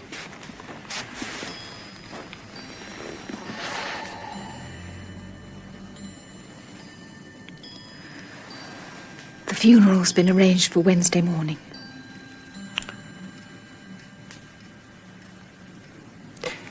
If you don't mind, Roderick, it would have meant so much to Banshee to have you there, carrying the coffin. Of course.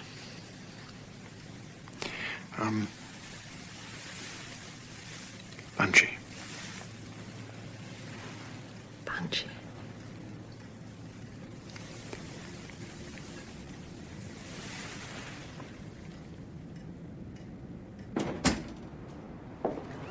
When did you first suspect Sir Daniel?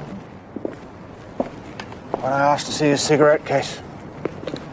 There were traces of plate powder in the tooling. It's just been cleaned. Traces of plate powder in the tooling. How frightfully observant. What else did you notice? Well, I did notice that whenever I'm in trouble, I just want to be with you. And that although your eyes are grey, there are little green flecks in them. And when you smile, your face goes crooked.